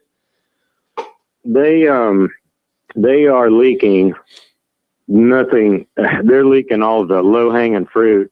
They've just released the 5th batch of files, but part of the problem is the public's not paying attention. You know what I mean? And so I think good reason. The problem is nobody fucking believes you. Nobody believes the government. If anybody listening to this show puts any kind of trust in anything the government says, go get a hammer and smack yourself in the head, because you are a doofus. That's exactly right. So you've got this one group of people who are tuned in and that know they just released the 5th batch of files and that disclosure is happening. We all universally distrust the government, but then you've got even more people that are just oblivious. So I'm hoping that I'm hoping that they're going to just keep feeding it, and then finally people are going to start catching on, and then when a majority of the people are paying attention, they'll actually give us the stuff. But look, dude, be prepared for it's going to turn a lot. There's a reason they hit it. You know what I mean? And after studying it for 30 years, there's many days where after thinking about it, I'm thinking I would have hit it too, because it's going to probably expose a lot of uncomfortable truths, and it's going to fill in a lot of this. I mean, I've called you before. We were talking about those Black Panthers, which is still a darn mystery. But I said, if you met a man that was 47 years old and he only had memories up to 45 and a half, or he didn't have, or up, he only remembered the last year and a half of his life, and from 45.5, backwards, he had no memory. That'd be the strangest person you'd ever met. But that is actually where we are as a species. We're supposed to, 250,000 years old. We go back splotchily, just barely to 5,000 years old. And then it's super splotchy at that. So I think the true history of like where we come from is probably just going to be disconcerting to a lot of people. But I would just say to everybody listening, just, it don't matter how we got here. Doesn't matter where we came from. You know what I mean? We're here now, and you do the best you can with what we have. Don't get married to your ideas, and don't think that you and your group are the only people with the truth. Because if you go forward that way, you're going to get destroyed. Amen, brother. Amen. That you nailed it there when you said don't get married to your ideas. No, you can't. And you know that. And let me tell you something. I'm not blowing smoke. I've listened to a lot. When I got into this about 5 or 6 years ago, I've listened to a lot of people. But one of the reasons I joined your channel and I'm following your stuff is because I think you have the right mentality. You can't, and I don't mean to speak disparagingly about anybody. I'm just going to mimic something you said that I completely agree with. When you got fellas coming out and giving you type this, type that, giving you all this very, very detailed information, that's just disingenuous. It is, and I met. You don't know. If you want to create a class system, for the FRO, you got to organize stuff. That's fine. But nobody, at least in our world, there's probably some shadowy government types that are sitting next to one right now in a room somewhere. But as far as the run of the mill guys, nobody knows what it is. And so you have to be open-minded. You have to be always, keep the option open that you've been mistaken. You know, if they're not, if these things turn out to be not genetic creations from a advanced civilization, which is what my going theory is right now, no, I'm going to sleep well at night because I'm going to get the answer because somebody's going to prove me wrong. Right. It's not going to hurt me. It's going to help me. I don't care what it is. I just want the truth. You know what I'm saying? Yeah. I just want the truth. And it's going to be really weird. I want it before I die. You know what I mean? Like I've been stewing in this for, 30 something years, with the UFOs and the Sasquatch, together. And there's other stuff. There's just, if you just step back and you could really detach yourself and look at everything from like a lunar, perspective. You're on the moon looking down at us. There's nothing makes sense, man. We got pyramids. We don't know how they were built. We had entire civilizations like the Mayans that just completely disappeared off the face of the earth. We have no idea what happened to them. There's craft streaking around at Mach 20 or whatever, making right angles. We don't know what they're telling us. Some people do know what they are. But I mean, if you really step back and you kind of get yourself out of the minutia, there's a whole lot of weird stuff. And I just hope we get some answers, here in this next 10 years or so. But it's going to be turbulent. Yeah, it is, brother. And the only reason they're going to give us what they will give us is to push some agenda.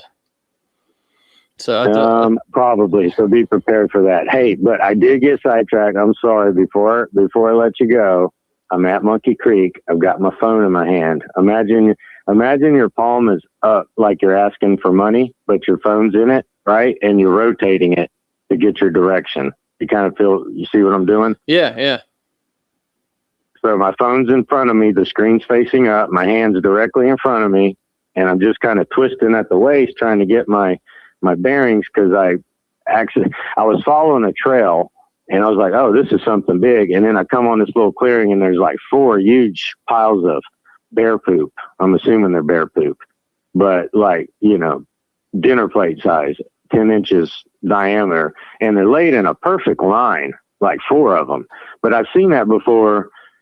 So I thought it was a black bear, and I'm like, okay, I'm in here sneaking around. I'm about to get mauled because you're not supposed to be sneaking. You're supposed to be making noise in bear country, right? So I'm like, okay, this is silly. Get out of here. Go back to the road. So I'm trying to get back to the road. I got my phone in front of me, and it keeps the GPS keeps glitching out. And I don't think it was them. I think it was just one bar float. And you know how they'll say recalibrating? It'll point you one way, and then 30 seconds later, recalibrating and pointing me the opposite way. Oh, yeah. And so I go back and forth a few times, and now I'm not exactly turned around, but I'm not dead sure on where I'm going because I've been looking at the screen. And so after a few minutes of that, dude, I looked down at my screen, and a stick flew out. It must have come from about 12 o'clock and just judging from the directory, but I had a ball cap on. And of course, when you look down at your screen, you can't see, but it hit the screen of the phone and bounced off and it hit me in the chest.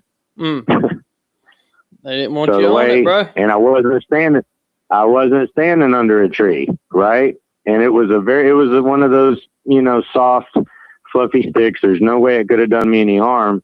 But what I took away from this is I don't know that they were so much upset with me because I'm pretty sure they know who I am at this point. It's been over 3 years, but I think they really didn't like that phone because that's what the stick hit. Right. Yeah. But it was honestly probably the light that it put off for these things, for me to believe that these things are traveling as balls of light. They sure don't like lights. They can't stand them.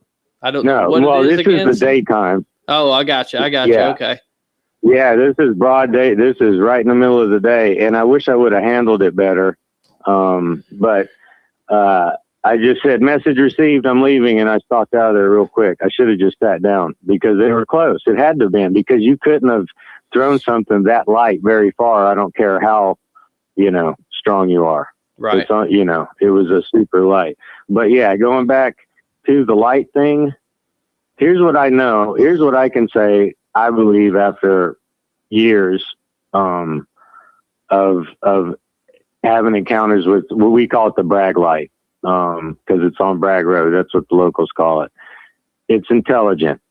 It's either intelligent or it's intelligently controlled. It's not a piece of plankton or an animal or this or that, because I have a very obnoxious friend. I'm actually staying with him right now at his beach cabin in Crystal Beach, Texas. But when we were teenagers, we'd go down there. I just want to see the light because I'm into weird stuff. And, you know, they're drinking and being obnoxious, and he starts cursing right at the light. You know, F you, brag light, blah, blah, blah. You know, well, guess what? He's down there, him and my other buddy, and then two girls, you know, and they're all down there cavorting. And here it comes across the field, and it made a beeline for him. And he got in the car, and they're going, I don't know, 50, 60 miles an hour down this dirt road, and it's tailing them like it's right behind them. And there's something about Bragg Road. I don't know what it is, but it's geographically confined, meaning you'll never see the light not on Bragg Road. And I don't know why that is, but they're speeding down the road. It followed them for a couple of miles. And when it got to the end of the road where the pavement, where the dirt road hits the pavement, it stopped, and it started like, you know, bouncing up and down and turning red and green and white. I mean, it was obviously upset, you know? So, and then that, as I'm saying this, I don't think they're intelligently controlled. You know, David Grush came out like a month ago, the whistleblower, UFO whistleblower, and he used the term intelligent plasmoids. Did you catch that? No, I don't follow it any caused of it quite anymore. a stir. Yep, he used the term intelligent plasmoids, and I think that that's what these are. Now, can Bigfoot change into one? Dude, I'm going to have to see that. I'm going to have to see that because, like I said, I can get my mind around a lot of stuff. And, you know, I'm not saying interdimensional doesn't exist, right? But when people start talking about portals, if you know, kind of use Occam's razor, a portal is just a place to go somewhere else. It makes way more sense to me that when a portal's open, they're simply coming from somewhere else on the planet, as opposed to another dimension, meaning like underground or other places. You see what I mean? To me, that's a simpler and more viable explanation. But the interdimensional thing could be. I mean, really, if we're talking about things zipping out of dimensions and turning into balls of light, I just don't know how much a FLIR is going to do. Well, you know, the thermals won't pick up the lights. I don't know what it is. No, they don't put off heat. They don't put off heat. Because when you go to Bragg Road, you'll see them. It'll be throwing off light. Well, most of them do. There's different ones, right? There's the main one that was the color of like the new style of headlights. So it looks like a headlight, but with a slight blue tinge, you know, like a new automobile would have.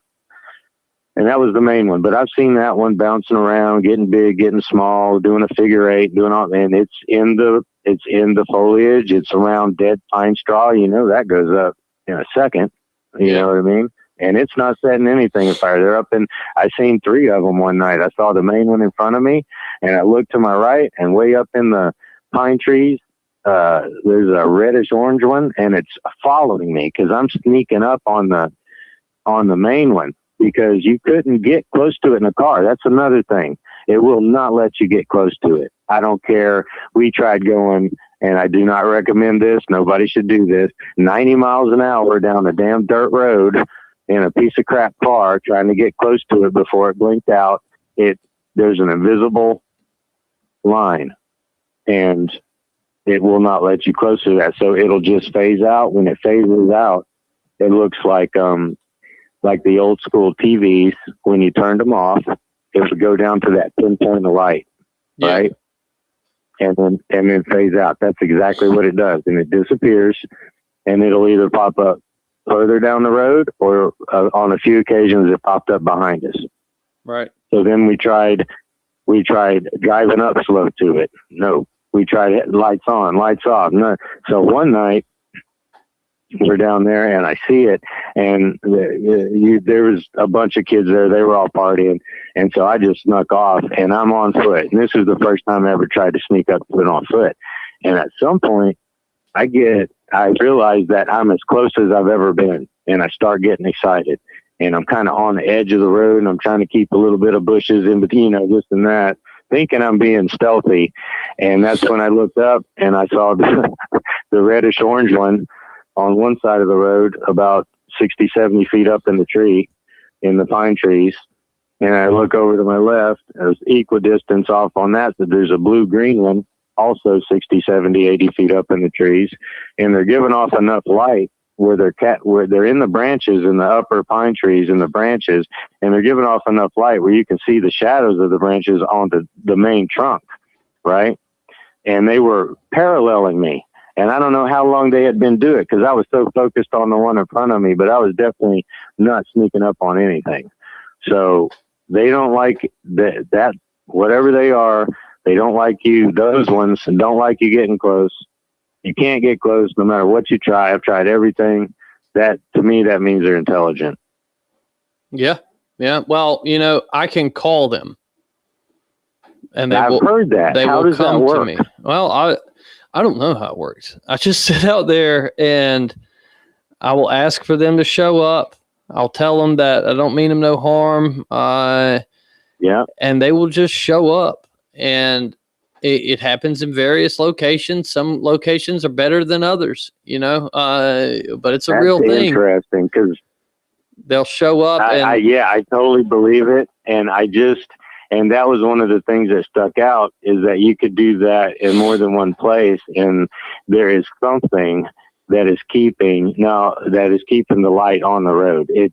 Like I said, I've been all over the country, and I'm outside a lot, and I've never seen them anywhere except there. Right. Yeah, it's weird stuff, man. But next time you're down in Tate's Hill, hit me up, and let's definitely go will. out, brother. I definitely will. Well, I was going to try to stay and go to that little, little brouhaha there. But yeah, I'm going to definitely hit you up. But quite honestly, it was miserable, dude. I killed so many yellow flies. Oh, no ticks. doubt, I was taking ticks off me. I was just scared to death I was going to get alpha gal. And so I backed out of some places I would normally just go through. But man, I tell you what, if it turns out that there's a person or a group that's actually dropping infected ticks out of aircraft, have you heard that? Oh yeah.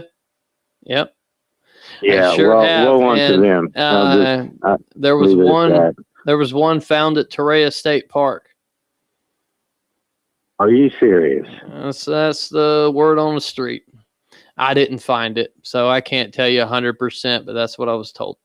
Well, what needs to happen is they need to find one. They need to trace it back to the aircraft, and then they need to put the pilot and everybody involved in the process in prison.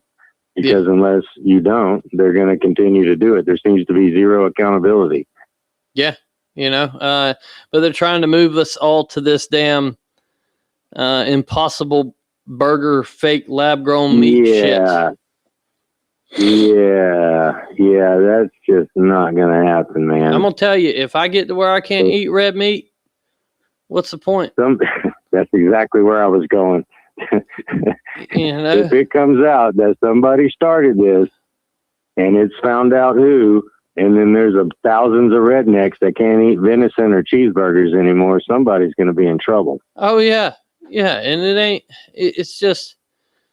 that shit was grown in a lab. This disease had to have been made, right? Because I've never heard of it before. And then that doesn't mean anything. But shit, dude, I've been in the swamp for 42 years, and I've had ticks on every spot of my body. Yes, and then all of a sudden now, there's this damn alpha gal shit, and I never heard of it before. Yeah. No, me either. And I thought I read that those ticks, and have you seen them? You can tell from the regular deer tick because they got that bright yellow spot on their back. Right. Right. Yep. And they were confined I picked like 8 of them off of me. I didn't get bit, but they were on me. And they were confined to one little bitty region in Texas, and then all of a sudden they were all over the eastern seaboard and the Midwest. Lyme disease came from Montauk Island. That was grown. That was a thing. They released those, and just to see. And then that what they do is they release stuff, and then they monitor the health clinics to see how it's happening. And Lyme disease was a lab made thing. So here we are now with a new thing, and maybe it's not new, maybe it's just new to me. But if Lyme disease was made in a lab, it does. How does a tick that was only in a small portion of like the hill country in Texas all of a sudden get to be all over the country? And while people are finding the boxes and reporting these things. Yeah. But I hear reports about it. I never hear reports of investigations into the crime, though. Of course you don't. And here's the deal. That might not even be a crime. I don't even know. They might be able to weasel out of it somehow. Oh, they always weasel out of everything, brother. They always do. There's no accountability. Hell, those Epstein files still ain't released. No, probably not. I mean, if they were going to be. And honestly, that's like one of my big hopes is that when someone does get proof, I got kind of laughed at. You get laughed at as a Bigfooter anyway, but this is what I think. This is how I think, or my approach to actually getting proof. I want to make friends with one and convince it to come out in front of people and allow its picture to be taken. Now, I know that sounds pretty weird, right? But they're people, right? And right now they're doing what they're doing because it's working for them. But I can see a time in the future, with all the stuff we were just talking about, where things are going to start affecting them too. And if you can convince them it's better for them to show themselves so that they can be protected and we can protect their travel corridors and really not do too much else. I don't think you want to get real invasive, because they don't really, if we just left them alone, they'd be fine. But I think a lot of the problem is like, when a hunter comes up missing, maybe he just ran into a bad squatch, or maybe he just ran into a squatch, freaked out, and shot it because it didn't look like him. And then what's going to happen? Probably not going to find that fella. Right? So if people know, if they actually knew, right, that they were out there and they have a reference for it when they encounter it, it's just like, fuck, man, I was in Yellowstone, man. We ran into a sow grizzly with 2 cubs. Thankfully, she was far enough away, and they really don't want any part of you. But if you scare one or that's the end of you, it's scary. But the thing is like, you carry your bear spray, it's this time of year, they're going to be out there. You know what to do when you see them, make yourself big, make a lot of noise. It's all that kind of stuff, right? So yes, it's very frightening running into a grizzly, but you have a reference for it and you have a standard operating procedure. So if we had the same thing for the squatches, that might be a good thing. But the other thing is, man, sometimes when you're trying to help, your intentions may be good, but the outcome is not. And so I often wonder if we're doing more harm than good trying to get proof and forcing the issue. You know what I mean? Well, and here's my theory on that, is because don't think for one hot second that they don't have people infiltrated into the Bigfoot community, finding out where these hot spots are, finding out when these encounters were, and then they send the boys in there, and the boys knock down the population. Brother, at the minimum, they're listening to your podcast. They're listening to Wes Germer. They're listening to Confessionals. They're listening to all the big ones at the minimum. If I had to, I'm going to go 50-50. Some of you guys, your emails and your texts and things like that are being monitored as well. Because if it's your job to make sure the public doesn't know about Sasquatch and you work for one of the alphabet people, then the person most likely to actually get irrefutable proof is going to be one of you guys. So of course you're going to be monitored. Right. Yeah. You know, I often think that when I'm talking to people, you know, because I'm pretty forthcoming with all my stuff. But I just wonder sometimes, how many times have I talked to one of the alphabet agencies and not known it? Almost. I would go forward as though it's a part of doing business. You know what I mean? Oh, it is. You have. It's gun to my head. Now, here's something kind of along that same vein that I think about a lot. You know, whenever anything technological comes through, there's any type of scientific breakthrough, the first thing that happens is the military gets a hold of it and they try to weaponize it. Yep. Right? Now, so it to me, as crazy as this sounds, I'm just using logic. I don't have any stories to verify this. I'm just using logic. There's no way that if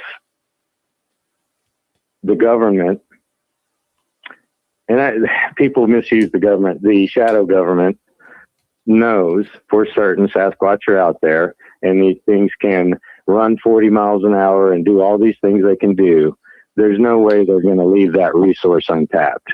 So at the very minimum, like when they recovered bodies from Mount St. Helens, or there's been several stories, you know, one that got hit by a semi up in Canada, et cetera, et cetera, et cetera. There is nobody that's going to be able to articulate any argument to me to convince me that they have not cloned them or are trying to clone them or have captured them and have weaponized them.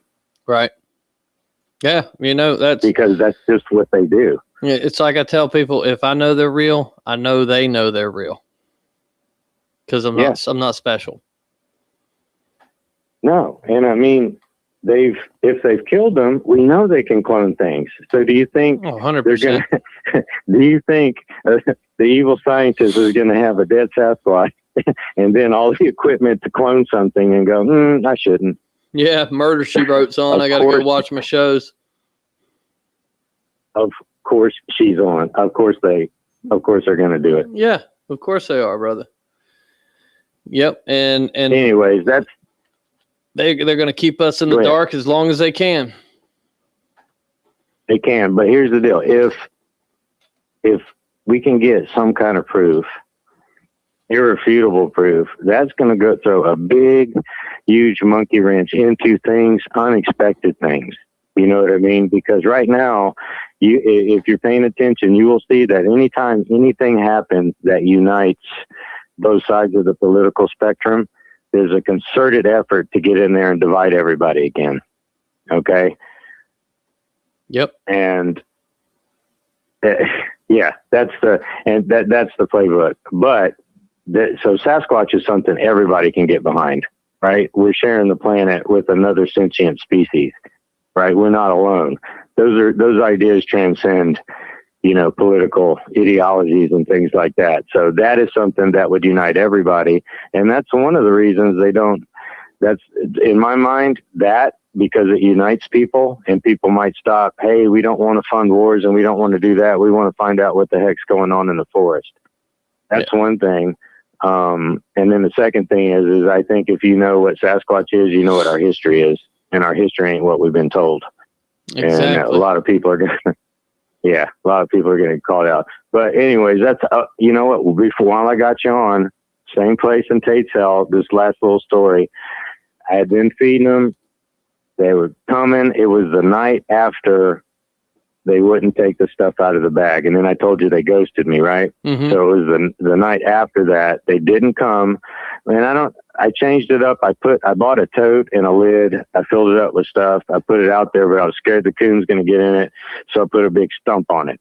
I don't know if they think that was a trick or whatever, but after that, they didn't. So, but I'm still up that night. I'm listening. I don't hear any owls, this and that. And then I hear something. I see a raccoon come out, and I've got some food out, and it's directly to my left. And I'm shining a light on the raccoon just because I'm bored. Nothing's going on. And I just had this thought. I was like, hey, man, just because I didn't hear anything. It was pitch, but I know they can be quiet. So I'm like, hey, man, just turn it to the left real quick and just flash it. Maybe we'll get a glimpse. Stacy, I thought it, right? And imagine you got a flashlight straight in front of you, 12 o'clock. You got to turn it to 9 o'clock to get it to where you want to shine. I got it to about 10 and it cut off. And it would not charge the rest of the night. It wouldn't accept the charge and it wouldn't work. And this is what I did. I went out to the woods, to the edge of the woods, and I said, hey, I'm sorry about that. I know I'm not supposed to do that. I'm really curious. I apologize, but I don't use cameras, blah, blah. I just talked to the woods. And I apologize because what I did was wrong because I'd already told them I wasn't going to do that. And I'll be damned if the first time I tried it, they didn't shut that light off. And then so the next morning, I was like, oh, by the way, I need this flashlight, if you could hook me up. So the next morning I got up, it's fully charged. It's accepting a charge. It's working. They just shut it off. Yep. They do awful weird things in the most inopportune moments. You know what? I deserve that one. And then they threw the stick. Hopefully they're not upset at me, but I don't think I was being ghosted this time. I just think they went to a different summer place. And then it's so hard. I mean, that area, Tate's Hill, Apalachicola National Forest, Apalachicola River, Wildlife Management Area, all those game preserves and wildlife preserves, there's got to be over 1 million acres there. And it was so daunting. I mean, it's like, how do you find them in a patch of land that big? Right. Yeah. You just had to put yourself out there and hope that you are in the right location at the right time. Yep. So what I'm going to do now though, is I've had my experiences in the same areas from about November to March, and I'm just going to go back this winter and give it another go. But I'll definitely keep you posted. And next time I get down there, I'll get down to your area. Yeah, brother, hit me up, man. I would love to hook up and go out and check it out. Yeah, that sounds good. I can take you. Yeah, we'll go to both Monkey Creeks then. Sounds good, brother. You have a good night. You too, man. Okay, you have a good night, brother. Bye. All right. That was old Tom Bombadil.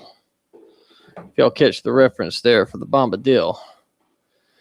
All right. Let me turn these phones back on.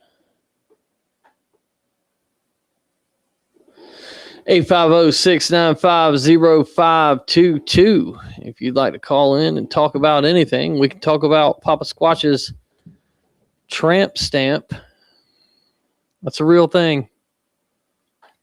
That is a real thing. I've seen it. He was very proud of it. When he showed up to do the interview, he showed me, like, this was before I shook his hand. He's like, yo, man, look at my tattoo. And I was like, bruh, the hell, bruh. What is going on here, bruh? All right, next caller. You're on the Bigfoot Underground. Hey, Stacy, it's John David from Deep Woods Protocol. How are you? Oh, my gosh, this guy again. What? How you doing, buddy? I'm doing all right, thank you. I know I've been eating up a lot of Stacy time over the past week because I just wanted to get on here and just kind of explain quickly. I don't want to take up all the time. No, you're good, man. Of what I saw when I went out with Stacy. Was it 5 nights ago? Last Friday, so whatever that, or no, last Thursday, so six nights ago. Yeah, 6 days ago. So Stacy said how I reacted. I flipped out when I saw these lights, but it wasn't because I didn't believe Stacy. It's because when I imagined when people said lights or when he was describing them to me, guys, I'm thinking you're going to see a light off in the distance through the swamp in the woods and you can kind of see a light. No, absolutely not. These lights will come up to you. They will get in your way. There's no mistaking what they are. Stacy said he could call up the lights. That's exactly what happened. Now, I didn't run out of the woods like my hair was on fire, but I was uncomfortable just because I was not ready for what I was about to see. You was freaked out, bro. You was freaked out. I wish I could have filmed your face. I don't know that a person's eyes. Do you remember Ripley's Believe It or Not, the TV show? And they had those guys that would like squirt milk out of their eyes. They had these bug ass eyes, and they would squirt milk into Howie Mandel's mouth. Yeah, that was you, bro. You had your eyes like about to pop out of your head. You're like, you realize how big of a deal this is? And I'm like, yeah, man. Yeah, dude. Yeah, I'm trying to and I know he does, but you got to think, guys, I've never seen anything like this. I've only heard about it. And the way I pictured it in my head is not what happened. These are lights doesn't explain it. That's just what we have to call it because there's not really a better word for it. They're little orbs, and you can see inside of them. They look like they've got like a flicker on the inside of them, like they're moving almost on the inside. And I don't know what they are. I don't know how to explain it. But Stacy Brown Jr. can literally go into the swamp, take you with him, and call the lights up to you. When he first started, I was like, okay, he's talking to the woods. Let's just roll with it. By the end of it, I'm talking to the woods. That's what I'm doing now. So this happened, and I don't have an explanation for it. It is one of the most amazing, profound things I've ever seen. They're not bugs. It's not swamp gas. You can look at them, and I believe if they get so close, it feels like you could just reach up and slap one if you're not running. Yeah, I know you talked to David Becerra, however you say his last name, the guy with the museum. What were his thoughts about it? When you told him? Yeah, I told him about it, and I can tell you exactly what he said.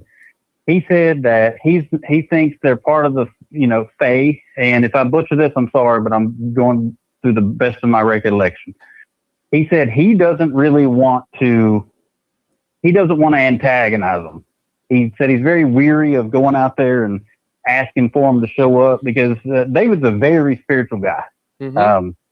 He's a 100% Christian guy, and his only concern is, if it's not something of God, then you shouldn't try to pick at it. Right. But he was actually floored by it. He's not opposed to it. He wasn't like getting on to me or anything, but that was just, he was like, they're awesome. And if I see him, I see him. He was just a little concerned about going out there and like, hey, come here. Yeah, and I can understand literally that. Easy, guys. I can understand that. I have a different view, as I told you that night. Because I think everything in this existence is God.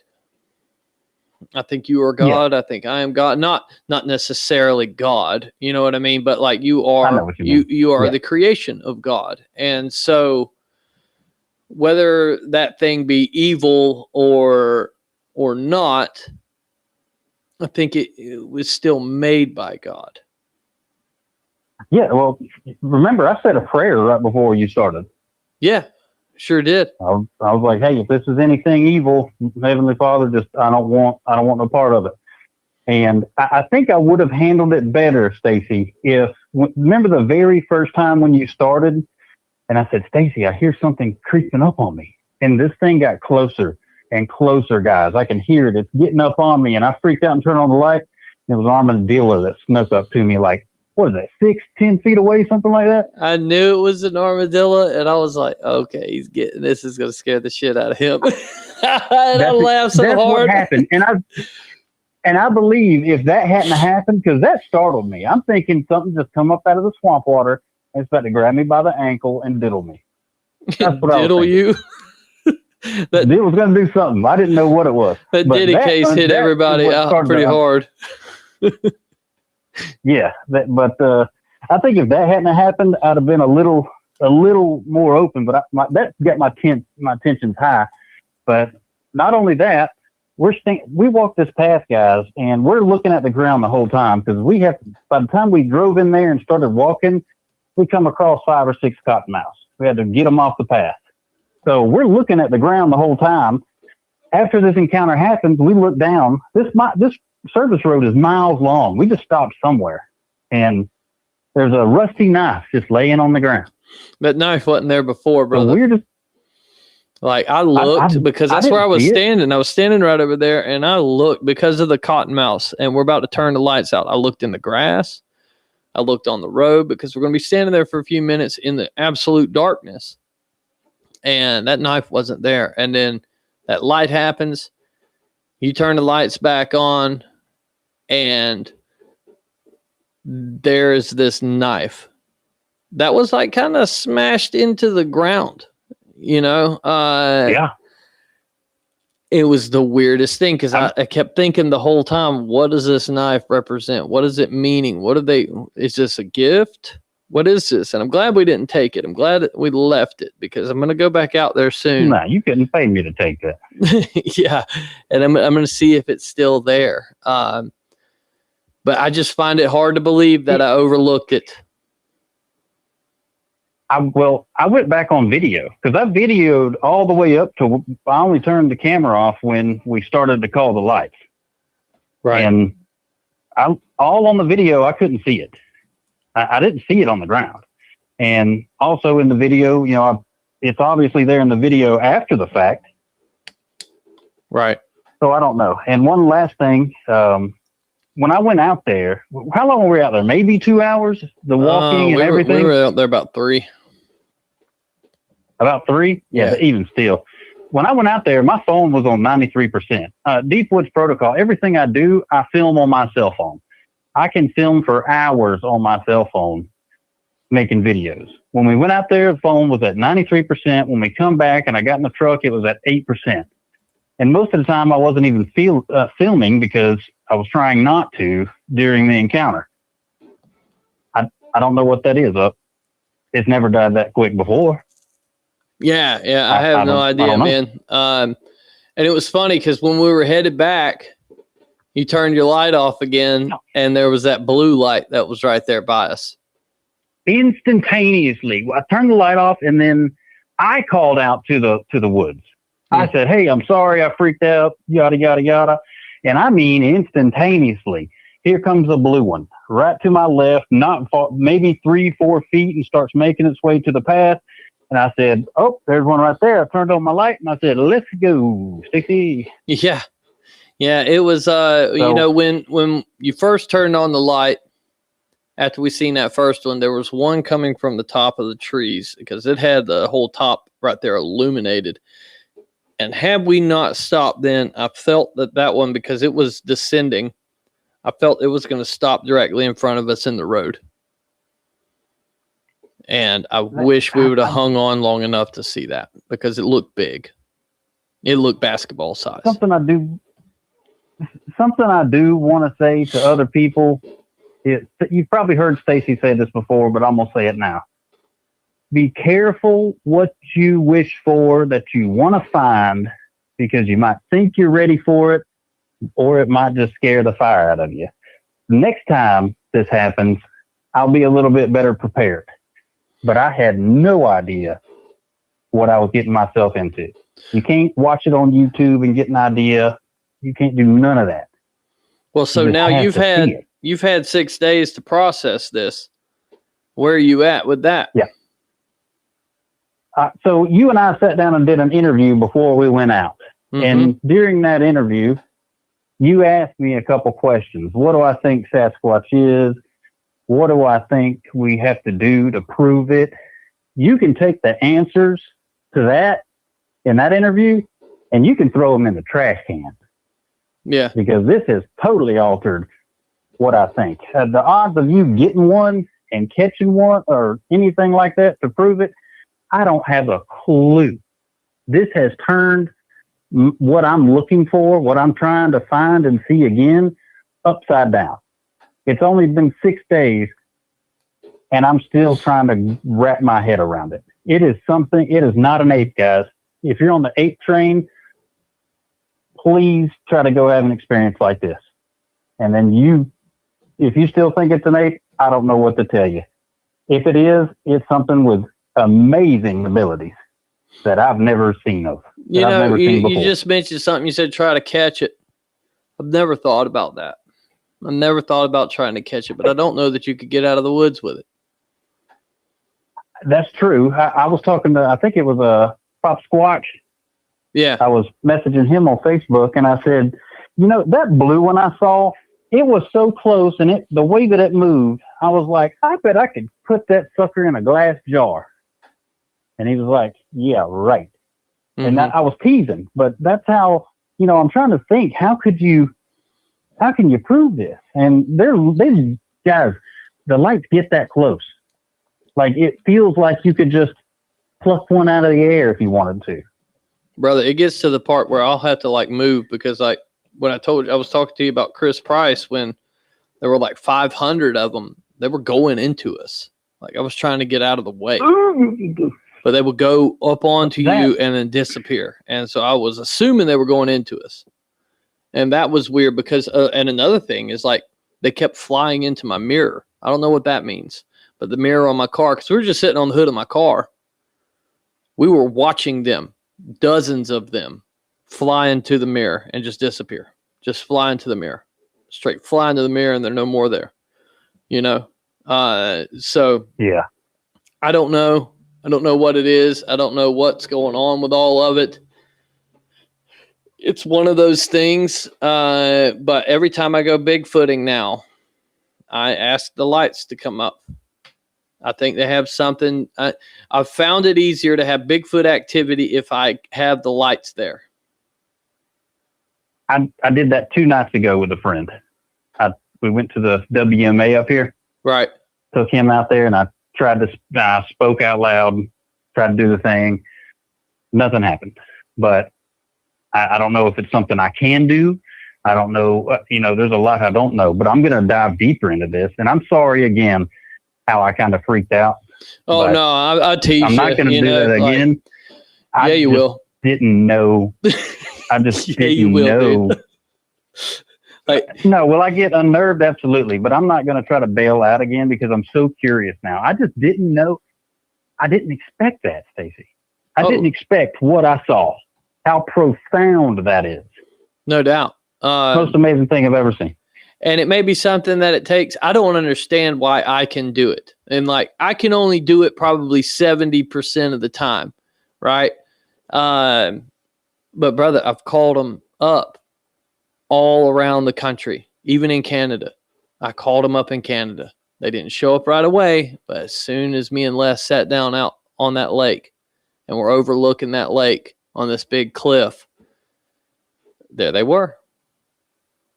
You know, and I don't understand it. My buddy David Lauer, the guy I was on Bigfoot Bounty with, he can call them up anywhere. It's weird, and I've been reaching out to a friend who's friends with Chris Bledsoe, and I really want to talk to him because he can call them up. And that's the only video I've seen where the lights moved the way that they did. I can't tell by looking at the photo because it's a bright light in the camera. A lot of lights look the same. It's the movement. Yeah. That it reminds me of. The only way I can describe it to people is like that feather in Forrest Gump. How it just kind of blows around. You know? Yeah, it's like they're underwater, like they're floating through the water. They're just there. Well, you know, you say that, and the Sasquatch that I seen run looked like he was running through the water. He was moving his hands like this when he was running. And I'd always took that because I watched this show about chimpanzees. When they're running through the woods, they're grabbing trees and propelling themselves forward. Right. And I took it. That's kind of how he was used to running but he was in an open field and there were no trees to grab. But yeah, it looked like he was on roller skates and it looked like he was treading water. Well, that takes me back to when I had my sighting in 2012, how everything just went dead quiet and it almost felt like I went somewhere. That makes my mind turn even more. What if I did? You know, what if it was like that's where they chill? It could be, you know, just in a different vibration, a different frequency. You know, it's like turning the radio to a different station. It's the same damn radio. You're just tuning into a different station, and now there's different music over there. Hell, there's even a different host. But it's still the same radio. guys, I wish I could explain to you what I thought they were, but I just, at this point, I don't know. Right. But I know that what I initially thought ain't right. There's something more to this. And like I said, next time you're out with me, I don't understand. Go ahead. Next time you're out with me, if you will hang through it and tough it out, you will then see why I believe the Sasquatch are connected, because the lights show up and there'll be many, or they'll be bright. And then there's it, like I told you that night, it will sound like there's Sasquatch running all around us. There will be knocks. There will be growls. It will intensify. We heard a growl on our walk back. Yeah, we did. I forgot about that. See, here's the problem. It's yes, sir, we did. I forget about all this shit. Like, to you, it's some big moment, right? I've done it so many times. The moment. I've done it so many times. If I don't fucking write it down, I don't remember shit about it. I'm just, oh, fuck, I got to get this edit done. I got to wash the dishes. I haven't thought about it since, only when I'm talking to you. I haven't thought about it again. The thing. Like, I'm trying to talk to people about this, and you know how it is when you're telling people that don't know what you're talking about it, and they're like, "Oh boy, he's lost it." But the last thing I want to say is, so I have at night, when I see lights at night, I have like cataracts, and they starburst. Any light, even like a red dot on my pistol or a rifle, it's hard to maintain my red dot because light explodes at night for me. Y'all know what I'm talking about? I have no idea. I don't have cataracts. I just have Jeffrey Dahmer glasses. Oh, well, any lights at night look starbursty, like it's got big lines, and it's hard to see, makes it blurry. These orbs and lights are crystal clear. They don't do that. It's like, I don't know. And like, they don't do that to my eyes. The only light that doesn't have that starburst effect. They're perfect lights. And that's the only other weird thing. Well, brother, I would suggest don't go out with nobody when you try to call them up by yourself, because it was like I told you. If you're not into this, if you don't believe in this, if you have a negative thought in your head, in my experience, it won't work. I can't call them up. But if you're open to it and you're open to see him, if you just believe in Santa for 5 minutes with me, just have that bit of faith just for a moment, and I can show you some weird shit. And I'm not special. I think everybody can do these. I've met other people that can do this shit. You know, Chris Bledsoe can do it in front of 1,000 people. I don't know what that is. And I'm hoping to talk to him so I can get some answers on what maybe he believes these things are. I know he believes it's all angels and shit like that, but I want to know why. Like, help me believe what it is, because I don't usually have negative thoughts when these things are around. It's when the shadows show up, because the shadows will then come in, and that's when I wish tap. You never told me about that. The fucking shadows, bro. That's one thing that unnerved me. Like, as I'm waiting in the dark and I'm seeing these lights, he's like, yeah, I usually stop when the shadows show up. I'm like, when the what show up? Yeah. It's the darker than dark. Well, we got cold. You remember that? I do remember that. And that meant, do you remember what I said? I said, yes. You said, let's go. When this happens, I don't want to antagonize it. Yep. I don't want to go. Guys, we're in the swamp. It's hot, hot, hot. And then all of a sudden, the slightest cold breeze starts coming through, and we both get cold. And calling it a breeze is misleading, because it wasn't a breeze. It just got cold. No, it's just like you walked into a cold spot. Yeah. He's right. And so when that happened, I looked over and I was looking at this light that was coming, and I got a bad feeling, and I was like, yeah, let's get out of here, man. Let's get out of here. Right. So that's why I freaked out, because this is a lot, but I know it's getting close to the end of the show, or at least want to let somebody else speak, but that's what happened, guys. I don't know what it is. I'm still amped up about it. I ain't slept good in 6 days. That's all I can think about. Well, brother, when you get time again and our paths cross, we will do it again. No, you just say the word, dude. Okay. That's when it is. Okay, then. Fair enough. You Well, say I the got word, I'm coming. my September and October are fucking slammed. But outside of that, we're good. So maybe November we'll go back out there, because that spot where we went, that's where Papa Squatch and Rachel from the chat, they saw that apparition, and I saw that thing on thermal, and then we found those tracks. So yeah, I saw that video, and that's pretty nuts there. Yeah, it was wild. But well, right on, brother. Thank you.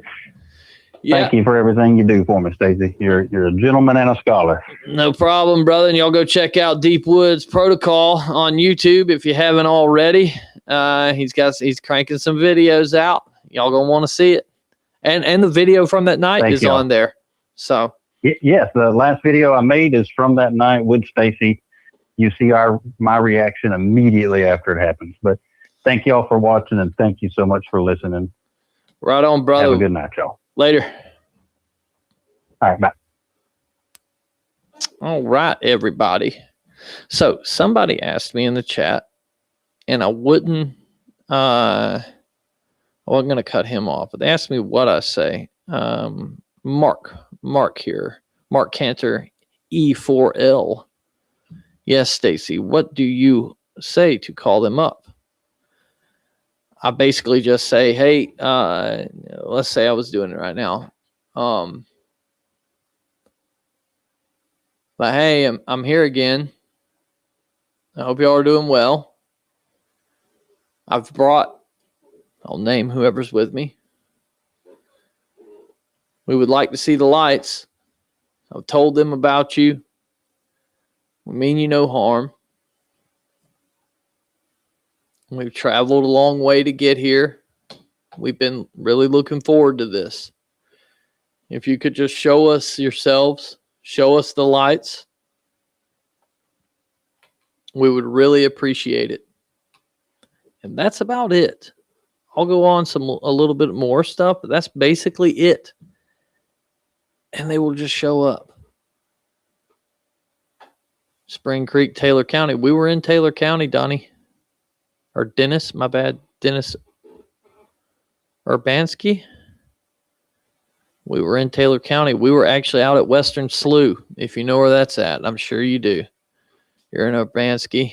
I know your daddy. Or I know Mike. Somehow related to you, I would assume. But yes, we were out at Western Slough. And we go there. We go to Weeloney. I can call them up at Goose Pasture. I can call them up in my yard. So I just don't. I fooled with that one time, and I haven't done it since. I don't want that shit at my house. All right, let me go back and. Okay, we got about time for one more call. We're at 2 hours and 27 minutes into this Wednesday transmission. Thank you all so much for tuning in and hanging out. I hope you guys are enjoying yourselves. Like I said earlier, I'm going on expedition in Colorado next week. I'm going to Bailey, Colorado. I'm going to go to the Bigfoot Museum out there. And then we're going on horseback into the mountains around Bailey, Colorado. Going to interview some people, a lot of telepathic stuff, but I'm going to be with Robert from Cabin in the Woods, and I had no plans on going on this expedition, but Robert has a friend who listens to the show. Just going to leave him anonymous for now because I don't know if he wants his name out there. But he's a fan, and he called and invited me. So basically, though, the reason I am going is I am filming content for Robert's channel. I work for Robert, so it's kind of a business trip, right? We will be doing some Bigfooting for about 3 or 4 days, but it's going to be. I don't know that it ain't going to be exactly roughing it. Like they have a crew of people who are going to set up our tents and cook for us and all that stuff. So it's not really like. I'm hoping I ain't gonna be cold, right? Fucking fucking Colorado. And then I will turn around and go back to Colorado shortly after that, where we will be going to Curly's Canyon. We'll be going looking for Curly. I don't know if you've heard the episode. I strongly urge you people, if you have not heard the Curly's Canyon episode, please, by all means, go check that out. There's a guy, Craig, who got a hold of me, and he told me one of the top 3 Bigfoot stories I've ever heard in my life. And he described the Bigfoot, and the reason it resonated with me so much is because it's fucking to a T, people, is what I saw. He didn't say I saw a conical head. I saw this, that, and the other, the old generic cutout Sasquatch. He said I saw an ancient man. And then there's government involvement. If you look on my channel, you'll see it says they knew. Let me see. Let me look real quick. I don't want to tell y'all the wrong damn channel title or video title. But the video's done really well, and it will premiere on Les Stroud's channel tomorrow. I don't know if y'all are subscribed to Les, but he asked me if he could post some older content. He's kind of ramping things up before his film's release. So 1 week is my video, the next week's Robert's video, and back and forth. But the thumbnail says they knew about him, and you've got a picture of Craig and then Curly. But the episode is titled, "It Looked Like an Ancient Man. Then They Knew Its Name." So the thumbnail says they knew about it. I don't know how good y'all can see that. Probably not good at all. But yeah, check that one out. You will not be disappointed. It is my favorite interview I've done since I've started the podcast. And I've done a bunch of them, and I've got a lot of them that I love. But this one, oh my God, it's like everything I want in a Bigfoot story. It's amazing. But there are 2 episodes of it. There's one, the first one was just a listener tale. There was a phone call. And then the second one, I actually had his face. We had Craig's face on here. When was the episode? Yeah, 96 days and 2 hours ago. It premiered May 8th. Okay. Wow. Wow. That's the same day my dad got the footage. May 8th. That was the same day that my dad got the footage. What a coincidence. I just now noticed that. That's odd. But yes, altitude sickness sucks bad. I've been to that elevation before. And I will say this, while altitude sickness is a real thing, if you haven't breathed North Florida air in a long time,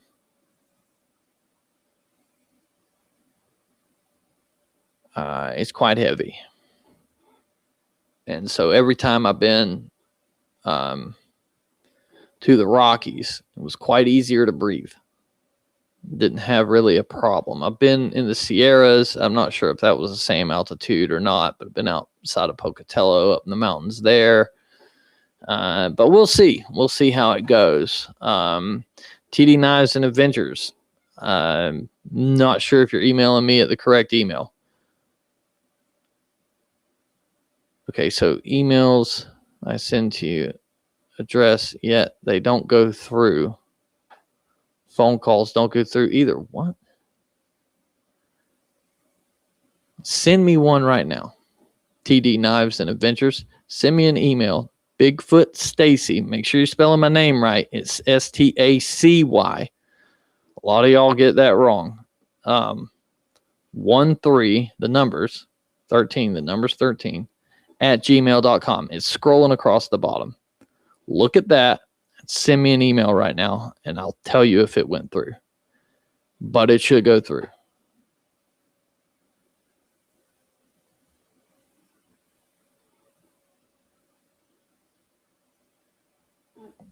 But yeah, we're going out there. Les is coming with us. Got a couple other people going. Kentucky Dan, my buddy from Kentucky, he's coming. I brought a couple of pack mules. Because I'm going to have camera gear and all this, and I'm going to go down there and camp by myself, people. Definitely going down there and camping by myself because that's what I do, right? I want to have the encounter. And I think the best way to get the encounter is to be by yourself. I got plenty of storage, Maynard, because I get about 30 emails a day. So not sure why his email is not going through. But please, TD Knife Adventures, say in the chat when you sent the email, and I will check my email and make sure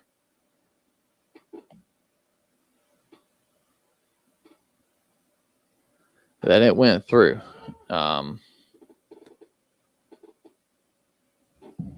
We are going to, the live stream next week will be from the field, and then in Colorado, I'm not sure. We will have Starlink access next week. I'm not sure that we're going to have Starlink access in Curly's Canyon. I hope we do, because if we do, I will still do the Wednesday live. Yep, I check my spam in my junk folder every day. Okay, Paul Sanson just sent me an email. Said, hey, big boy. It works. My email works just fine. I get them all the time. I'm having difficulty understanding why your email's not coming through.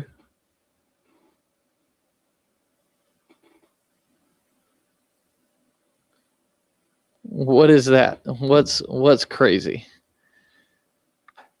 What is crazy, Steph Cuervo Queen? Camping by myself. I'm here. If I'm leaving my damn house, I want to have a Bigfoot encounter. Like, when I know they're going to have my tent and all set up this upcoming week for me, I'm still taking my one man, and I'm still walking off away from everybody, and I'm still camping out there by myself at least one night. You know, I do enjoy camping out with the crew. And sitting by the fire and telling stories and shooting the shit, because I like to joke. I love to laugh. Like, my buddy Les is going to be there, and he's Canadian. So, like, I got to crack jokes about that, you know, and then Max be there, and Devin will be there, and Devin's from South Africa. So I crack jokes about that. If you're not American or from the South, really, I'm cracking jokes. And then if you're from the South, like if you're from Georgia, good luck, bro. You're getting jokes cracked out anyways, and we just love to laugh. So we'll spend some time at the camp with everybody else. But, you know, then there's times to get serious and go stay by yourself and actually try to get, you know, and actually try to get evidence. I'm trying to bring this stuff forward, you know, and that's the way we had to do it. You know, I feel that you have to camp by yourself. Now, I have been warned about camping by myself, and Craig is quite worried about me camping by myself. But Craig's from Texas, and I think Texas guys are scared. You call us Florida man for a reason, brother. And I've aged like a hot dog on the rack at the Circle K, so I don't think nothing's going to want to eat me. I look like a 3-day-old hot dog. Papa Squat should probably eat it. Old tramp stamp having ass. Why take a tent? Because of cougars. Brother, I at least want a fighting chance. Like, because I'll sleep pretty heavy when I'm in the woods, and that's the weirdest thing. I get my best rest when I'm camping by myself. I'll sleep like a rock.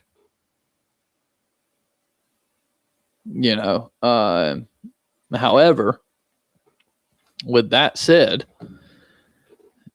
I know them tent walls won't protect me, but they'll wake me up.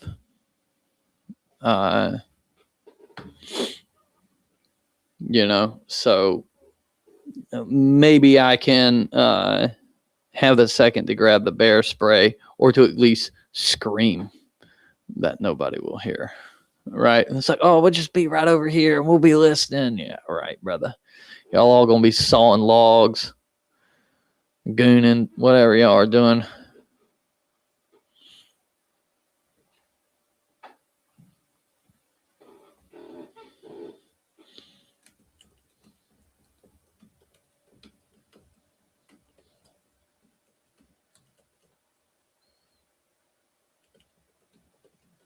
And then, another thing, if Les Stroud is there, if the survival man is there, are you going to put on your big boy panties or are you going to bitch up? That's what it is, right? Okay, here we go. It worked. It worked, TD Knives.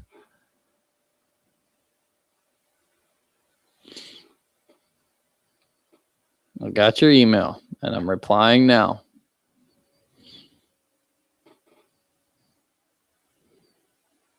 So I told you my email works, bro. Yet I've never got an email from you before.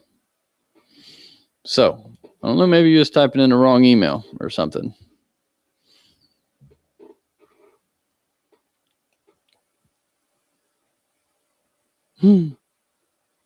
No, you can't wuss out in front of a Canadian like I'm representing America. I'm representing the South. I gotta be strong. I gotta be crazy to some degree, right?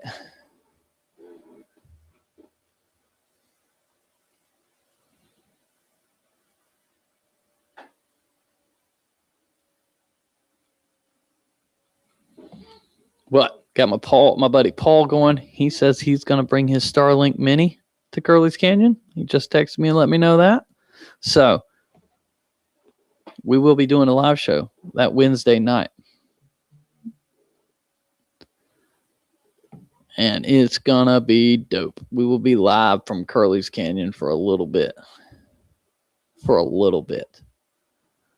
And my last friend that will be going will be Papa Squatch.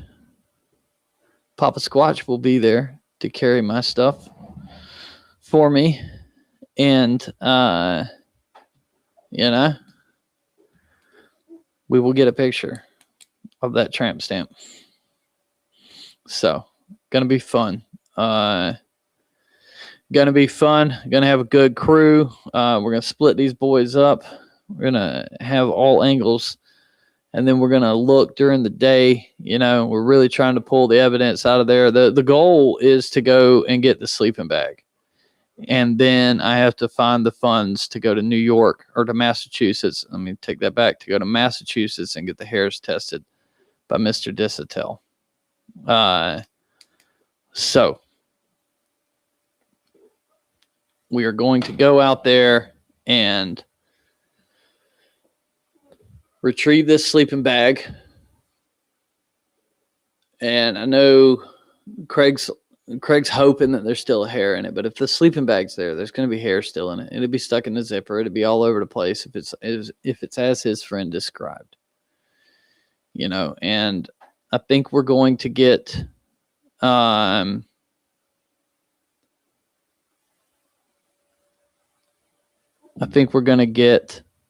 the bag tested as well, because whatever it was wallered around in that. So I've got to call into my buddy Greg in California who does eDNA testing, and I'm trying to see if there's a way they can test the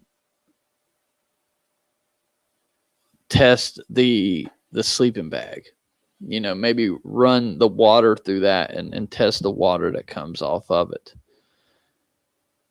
I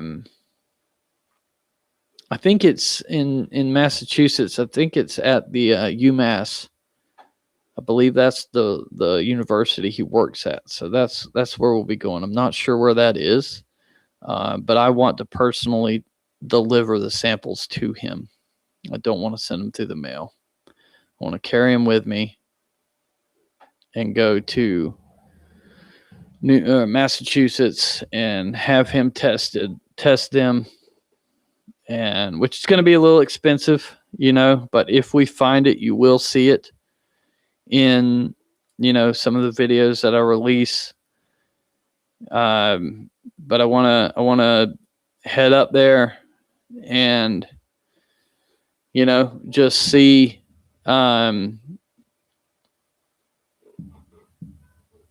what they are. They could be bear, but what if they're not?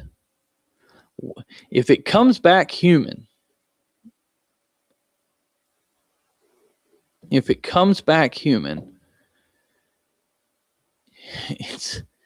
we're onto a different thing there, right? We're onto a different thing.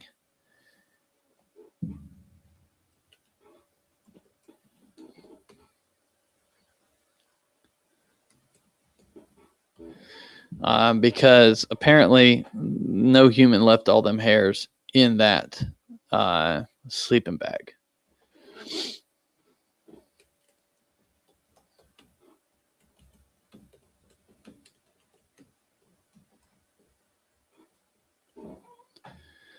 But yeah, I'm going to hopefully get out of there with the stuff and then get myself, as soon as I get back from Utah, get myself to Massachusetts to get the stuff tested and see what we can come.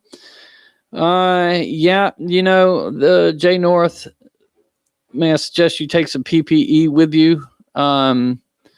We will. The problem, here's the thing, right? Everybody says, oh, the hair is contaminated. It was human contamination. That's not how it works, right? Like, I can breathe all over this shit. I can put it in my mouth. When they test the DNA, like, split it. That was the thing about Melba Ketchum's DNA study, people, okay? She tried to mix a bunch of shit together and then send it out, thinking she's going to fool somebody. As soon as you put it in the DNA tester, it tells you we got possum, we got raccoon, we got armadillo, we got squirrel, we've got a smorgasbord here of different DNAs, and we can choose to look at certain ones, right? And this is showing a raccoon signature. We're not going to go down that road. That's contamination, because if it's coming from the woods, it's contaminated. There's nothing sterile about the environment that we're grabbing this stuff from.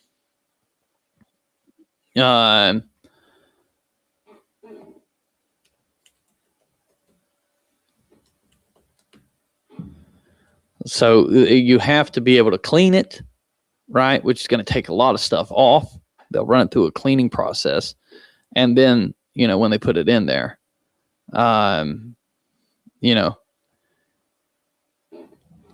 yeah, she went into the nuclear scam. That's what she went into. Everything about it's a scam. It's always been a scam. It always will be a scam. Eli Watson has a new documentary coming out where he's going to expose it for the people who have forgot. Because she did this one time in 2014 and then went away. And now she just has a new guy. And if it ever gets, because here's the thing, she won't let nobody else look at it. There ain't no other labs tested it, just the one. And if they are other labs, let's talk to them. Who are they? Oh, they're anonymous, of course, right? Because they don't exist. And I'm not telling y'all this to be mean. I hope there's ever a real DNA study out. That stuff Darby's doing, that's not a real DNA study. It's a microscope study. It's a microscope study. They're looking under a microscope for hairs, because I was contacted about submitting my evidence to that. And what did I have? I had a handprint. I had a handprint with the sebum left on it. And I sampled that sebum. I called them on how to do it, right? Before I took to the sample. I called like 4 people. I made sure I did everything that all of them were telling me. And Dissatel laid it out on for me. He said, because I went to him afterwards, and he said, brother, that stuff's coming from outdoors. He goes, I don't think you can get DNA off of it. And he said, even if it was from a controlled lab, we couldn't get DNA off of it. Just because you have the sun, you have the weather, you have the dew, all these things will dilute the sample. But with a hair, you can pull from the follicle. Right, you can get good DNA. So we will be looking for hair, but we're hoping for a hair that has a follicle. And hopefully that follicle is not deteriorated. But with Darby, they're looking for hair that doesn't have a medulla, and then they will go from there. Where do you get that there's no medulla in Sasquatch hair? Like, what Sasquatch did y'all pull a hair from to find out that they don't have a medulla? Please explain that to me. And maybe I'm wrong. When I say these things, people, I'm not wrong about the Melvin stuff. I'm not wrong about that. You can either believe one of the world's top molecular geneticists who looked at the study, or you can believe the person who had to buy their own journal to publish their findings because no other journal would. You pick. I've already made my choice.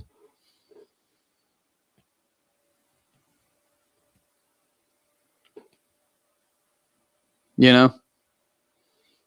But if there was Sasquatch DNA out there, I promise you, there's not a scientist who wouldn't want to sequence it. There's not a scientist who wouldn't scream from the rooftops that they got to work on that. Oh my God, because I've had this conversation with Dissatel, and he was so excited. He's like, bro, we'll get to name it. I'll help you name it. We'll get to do the Latin name. And then I started going off on all the dumb shit that I would name it, like Harry Ho Woods Pimp. What's that in Latin? You know, he's like, we can't do that. I'm like, yes, we're going to do that. We're going to troll everybody and give us some stupid ass name. So that way, when they refer to a Sasquatch, they will have to say Harry Ho Woods Pimp in Latin. Because that's my mindset. Like, I'm going to fuck with everybody because y'all all told me it wasn't real. So now when you mention it, you're going to have to mention the real name, which would be Harry Ho Woods Pimp.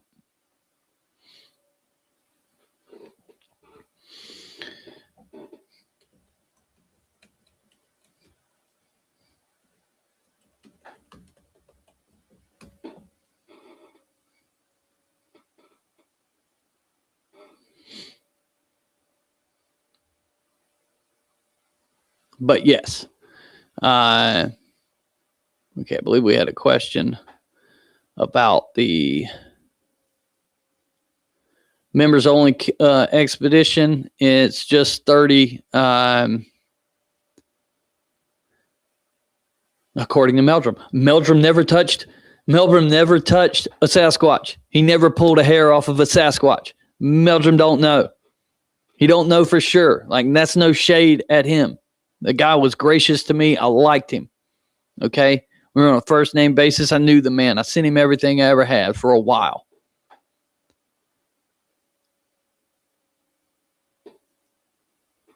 But you can't say that definitively. You can say, hey, we're theorizing. We're theorizing they don't have a medulla. But until we pluck one from the booty of a Sasquatch, we're never going to know that. So why would we have a DNA study where we only go with that theory, right? Why don't we only look at samples that have a clear chain of custody from reputable people that maybe there was a sighting involved in, right? This is a conversation I'm going to have with Cliff because Cliff is a big proponent of Darby's thing.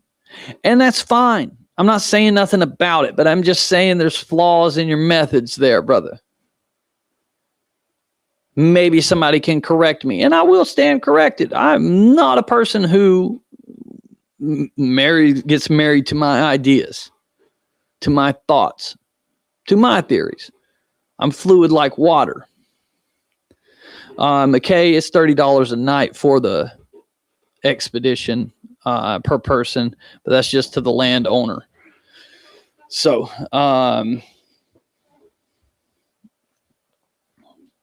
Bill Winger done pulled up the Latin for Harry Ho Woods Pimp. Histris in Silvis Lino, Harry Roughman in the Woods, the Pimp. And that's what it will be called if I ever get to do it. If I get to pick that Latin name, that's what we're going with, people. Okay? That will be what we call Sasquatch in the books.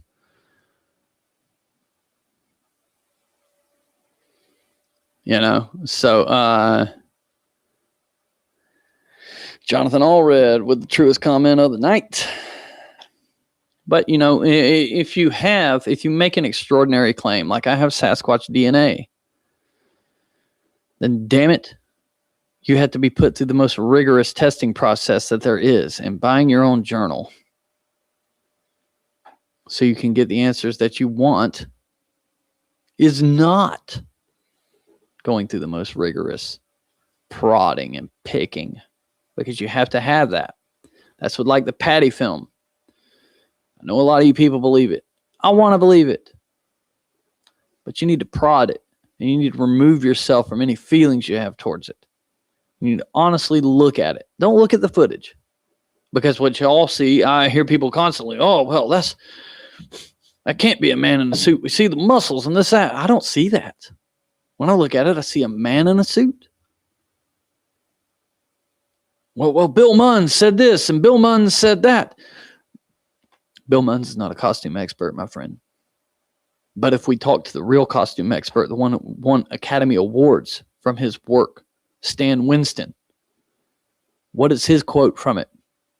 That is one of the worst costumes I've ever seen. If anybody on my team made that costume, we would be out of a job. He also said, and this is verbatim, that costume could have been made for about $1,000 in the 60s from stuff you could buy at Walmart or a general store. He didn't say Walmart.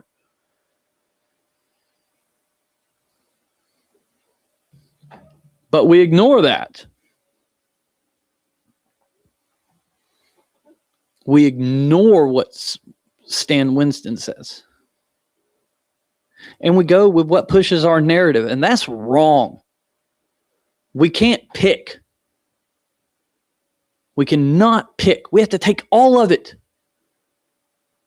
We can't pick and choose on what we're going to believe. And this is what the apers do. And it drives me up a wall. Oh, well, the Native Americans, look, they're on their cave paintings. They're on their totem poles. But the Native Americans say that they travel in balls of light, or that they're cannibals, or that they walk between worlds. Well, Native Americans are silly. They're spiritual people. They believe the eagle is some type. We can't believe that part, but we can believe the cave paintings. And we can believe the totem poles. But let's fucking throw everything out. Everything else out. You can't do that. Yeah. Okay, so I'm not picking on you here, bud. But Ho Groton 6897 says, Thinker Thunker measured Patty. That's pretty good science. That's science of a second grade class. I like Thinker Thunker's videos, but they are not to ever any of his videos. Oh, well, look at this line here. And then we transfer it over here. And look, that means 3 feet. That's not how that works. It is definitely not how that works. It is the most pseudoscience bullshit interpretation of anything. And and here is you proved my point. Oh, well, Thinker Thunker says we like Thinker Thunker. So we're going to back him up. And that's good. It's not. It's not good science. Ask a skeptic to watch a Thinker Thunker video, and they'll think that a retard made it. They'll think that a child did this. They won't give it because I've showed my skeptic friends. I have real skeptic friends. Those are the only people I want to talk to about Bigfoot, right? Because they'll challenge me and I can change my thought process to try to convince them. What is it going to take, right? I did a whole journey to belief, the whole series about it, trying to convince a skeptic. Showed him Thinker Thunker's videos, laughed me out of the room.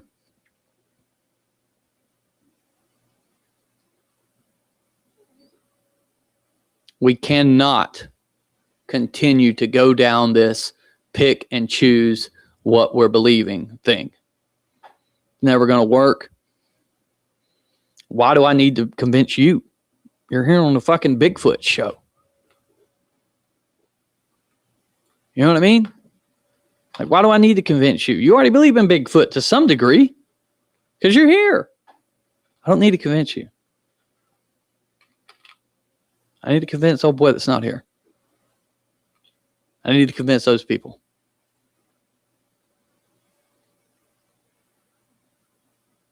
If that makes any sense.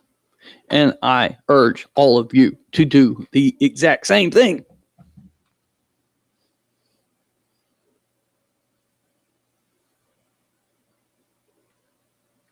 For proof, Amy. For proof. Amy says you can't convince those people. It takes too much energy. I've almost convinced my skeptical friend. I have taken him out in the woods and I've shown him things. He's seen the lights for himself. He's heard the knocks. He's seen things on thermal imager that he has. His son saw one. His son thought it was this guy named Richard. That's in Journey to Belief with us. He thought it was Richard. Richard was a mile away. And this thing was standing in the swamp. It's the energy we need to spend. Because if we can get more people behind this subject that don't believe in Bigfoot, then we can move the ball forward. And that's all I'll say about that.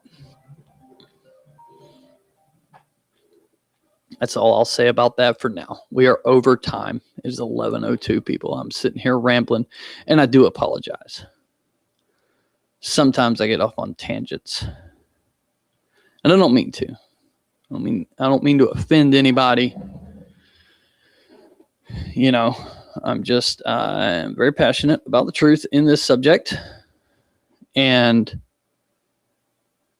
my thoughts on what has to happen, because what we've been doing is spinning our wheels in the mud in a pissing contest with each other. Oh, look at my video. Look at my picture. Why, people? Y'all want to prove this shit? Or y'all just out here fucking LARPing? Because a lot of y'all are LARPing, and I don't mean my audience. A lot of these Bigfoot researchers are out here LARPing. I seen a post the other day. Got into it with the dude from Kentucky. What's his name? He's sitting here, oh, there's no proof aliens come out of, or Bigfoots are coming out of aliens. There's no credible people that have seen this. And then I was like, okay, Stan Gordon thinks so. And I named the guy off and the two kids. We saw him right under the UFO. You didn't see him come out of it. Close enough. But you guys talk in circles. You only want to believe what you want to believe. You want people to be open-minded, but then you're not open-minded. You have to practice what you preach. And that is the moral of the day. Like an episode of He-Man, I will end it with a PSA. Practice what we preach, people. Practice what we preach. You want fuckers to be open-minded? Open yours yourself, because none of us know what Sasquatch is. None of us know what Bigfoot is. We may believe. The only thing that we can all agree on is that Bigfoot does exist. What it is, your guess is as good as mine. And until next time, people, I'm going to go eat some dinner and feed my raccoons. I forgot to feed my raccoons. I feel terrible about it. They're probably walking around the yard wondering what the hell's going on. But until next time, Stay safe.